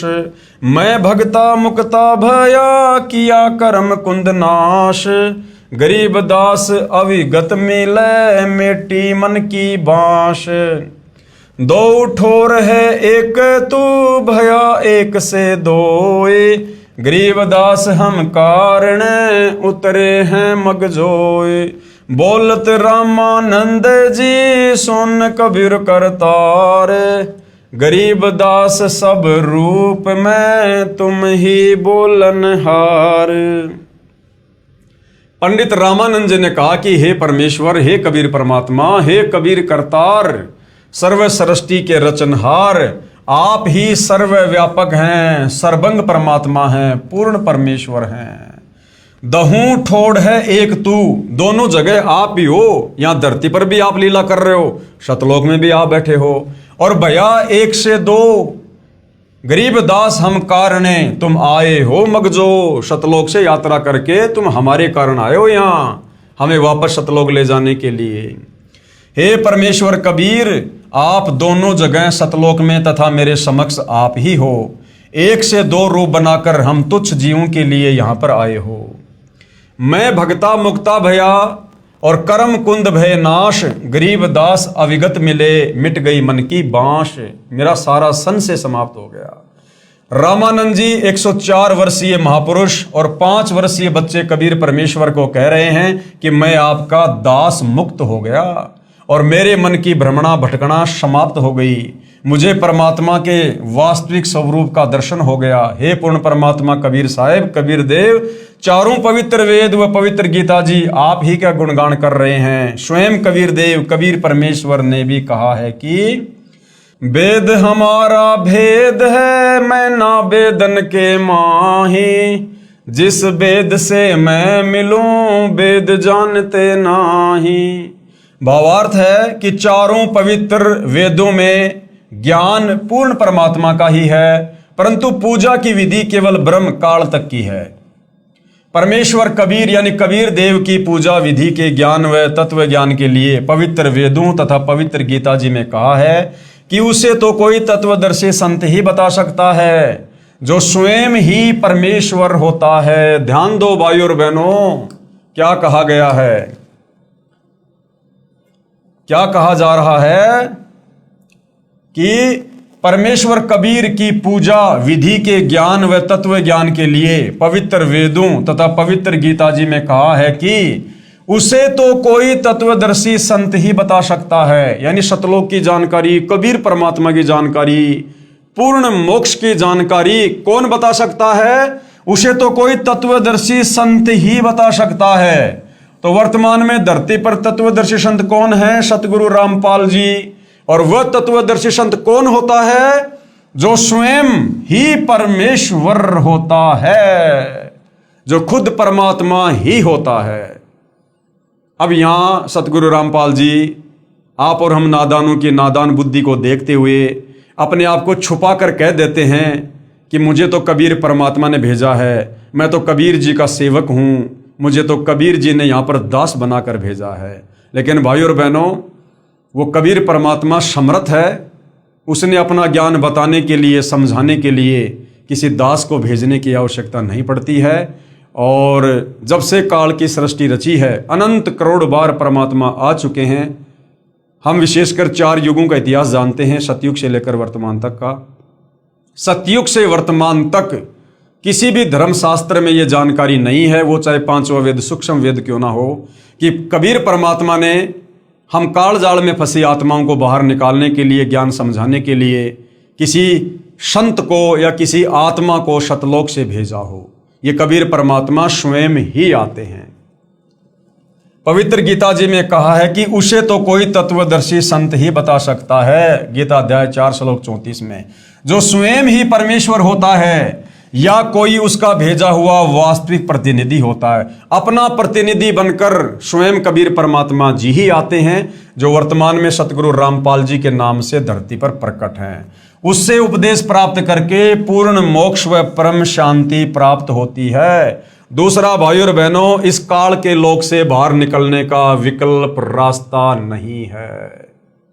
तो भाइयों और बहनों, ये आप और हमारे विश्वास के लिए पूज्य गुरुदेव सतगुरु रामपाल जी ने, जो स्वयं कबीर भगवान हैं, कबीर परमात्मा हैं, इतने प्रमाण आप और हमें दिए जा रहे हैं ताकि हमें विश्वास हो कि हाँ, ये सृष्टि रचना परम सत्य है जो बताई जा रही है। ये कोई बच्चों का खेल नहीं है, कोई बच्चों की बात नहीं है ये। तो भाइयों और बहनों, अब आप और हमें इतने सारे धर्मशास्त्रों से प्रमाण देखकर, इतने सारे महापुरुषों के प्रमाण देखकर, जिन्होंने आंखों सतलोक देखा, सतलोक देखी महिमा उन्होंने अपने ग्रंथों में लिखी, और वर्तमान में सतगुरु रामपाल जी ने सर्व धर्मशास्त्रों से प्रमाणित कर दिया है। तो भाइयों और बहनों, हमारे मन का ये संशय अब मिट जाना चाहिए, खत्म हो जाना चाहिए कि वास्तव में एक परमात्मा कौन है, सर्वशक्तिमान परमेश्वर कौन है, जिनकी शरण प्राप्त करके, जिनकी भक्ति करके हम इस काल बलि के 21 ब्रह्मांड से, यहाँ के जन्म मरण के कष्ट से, 184 योनियों के कष्ट से, नरक के भयंकर कष्ट से मुक्त होकर अपने निज घर सतलोक जा सकते हैं, जहाँ जाने के बाद साधक फिर लौटकर इस गंदे संसार में वापस नहीं आता है। उसके लिए भाइयों और बहनों ज्ञान को समझना बहुत ज़रूरी है। और इस ज्ञान को समझाने के लिए सतगुरु रामपाल जी ने ज्ञान गंगा सहित सैकड़ों की संख्या में पुस्तकें लिखी हैं, हजारों की संख्या में रह रहकर तत्व ज्ञान युक्त सत्संग किए हैं। ना जाने कौन सी बात हमारी समझ में आ जाए और हम इस ज्ञान से परिचित होकर सतगुरुदेव भगवान से उपदेश लेकर अपनी आत्मा का कल्याण करवा सके। वरना भाइयों और बहनों, इस काल के लोक में काल प्रेरणा से हर तरफ, चाहे कोई साधु संत महात्मा आचार्य शंकराचार्य मुल्ला पोप पादरी कोई भी हो, ये केवल आपको भटकाने का काम करेंगे, आपको काल के जाल में फंसाए रखने का ज्ञान देंगे। क्योंकि कबीर परमात्मा के अलावा जब ये तत्वदर्शी संत के रूप में आते हैं तो उनके अलावा जितने भी साधु संत महात्मा होते हैं वो काल प्रेरित होते हैं, काल के द्वारा भेजे गए होते हैं। उन संतों का स्वार्थ सबसे आगे होता है। उन्होंने केवल अपना धार्मिक धंधा चलाना होता है, उन्होंने लोगों के आत्म कल्याण से कोई मतलब नहीं होता है। वे स्वयं काल के जाल में होते हैं, शास्त्र विरुद्ध साधना करते हैं। आप लोगों को उपदेश देकर कहाँ से वो सतलोक की सैर करवा देंगे। तो भाइयों और बहनों, आज मौका है, सुअवसर है। अनंत करोड़ युगों के बाद ये बिल्ली के भाग का छीका टूटा है। थोड़ी सी रुचि दिखाओ, थोड़े निष्पक्ष होकर धैर्य के साथ सतगुरु रामपाल जी के द्वारा लिखी पुस्तकें पढ़ो, उनके द्वारा किए गए सत्संग सुनो। अवश्य परमात्मा दया करेंगे, ज्ञान समझ में आएगा और उपदेश लेकर अपनी आत्मा का कल्याण करवाइए। हम केवल आप लोगों से प्रार्थना ही कर सकते हैं। तो भाइयों और बहनों, आज के वीडियो में केवल इतना ही। आगे और दृढ़ विश्वास के लिए हम अन्य धर्मों की पवित्र पुस्तकों से ये प्रमाण देखेंगे कि वास्तव में कबीर परमात्मा जी ने रह रहकर चारों युगों में सतलोक के विषय में जो जानकारी दी है वो परम सत्य है। और वर्तमान में सभी धर्मों के सभी धर्मशास्त्र इस बात का समर्थन भी कर रहे हैं। तो आज के वीडियो में केवल इतना ही। कल फिर परमेश्वर के आशीर्वाद से सेवा में हाजिर होंगे। तब तक गुरुदेव भगवान हम सबको आज्ञा दे, आशीर्वाद दे, सद्बुद्धि दे, हमारा मार्गदर्शन करें, हमें भ्रमने भटकने से बचाए। बंदी छोड़ सतगुरु रामपाल जी परमेश्वर जी की जय हो।